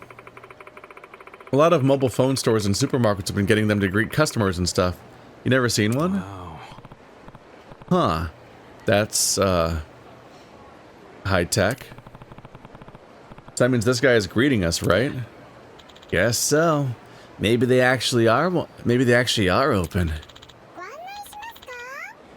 What would you like? Shall I show you in? Go for it, little guy. He's definitely bigger than you. Right this way. It does not walk like a robot at all. It's clearly just using their normal animations. Yep, it's what I thought it was. What? What even is this?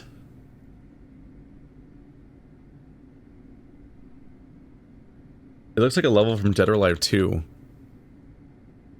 This doesn't look open at all. Go. What's the big idea, Yappy? Where's the shopping area?